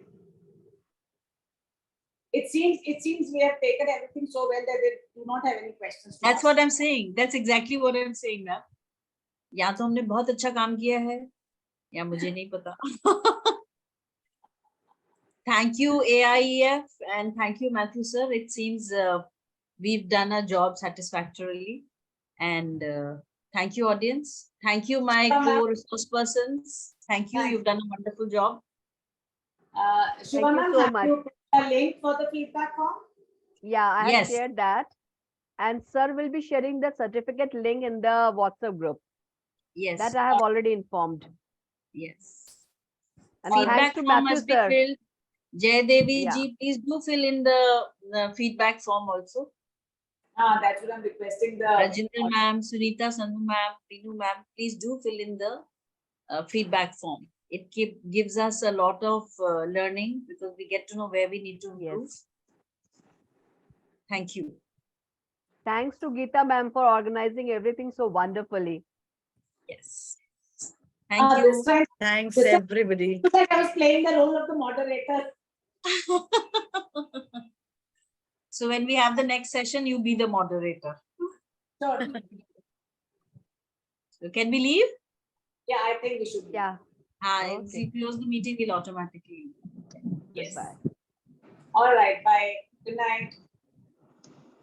Good night.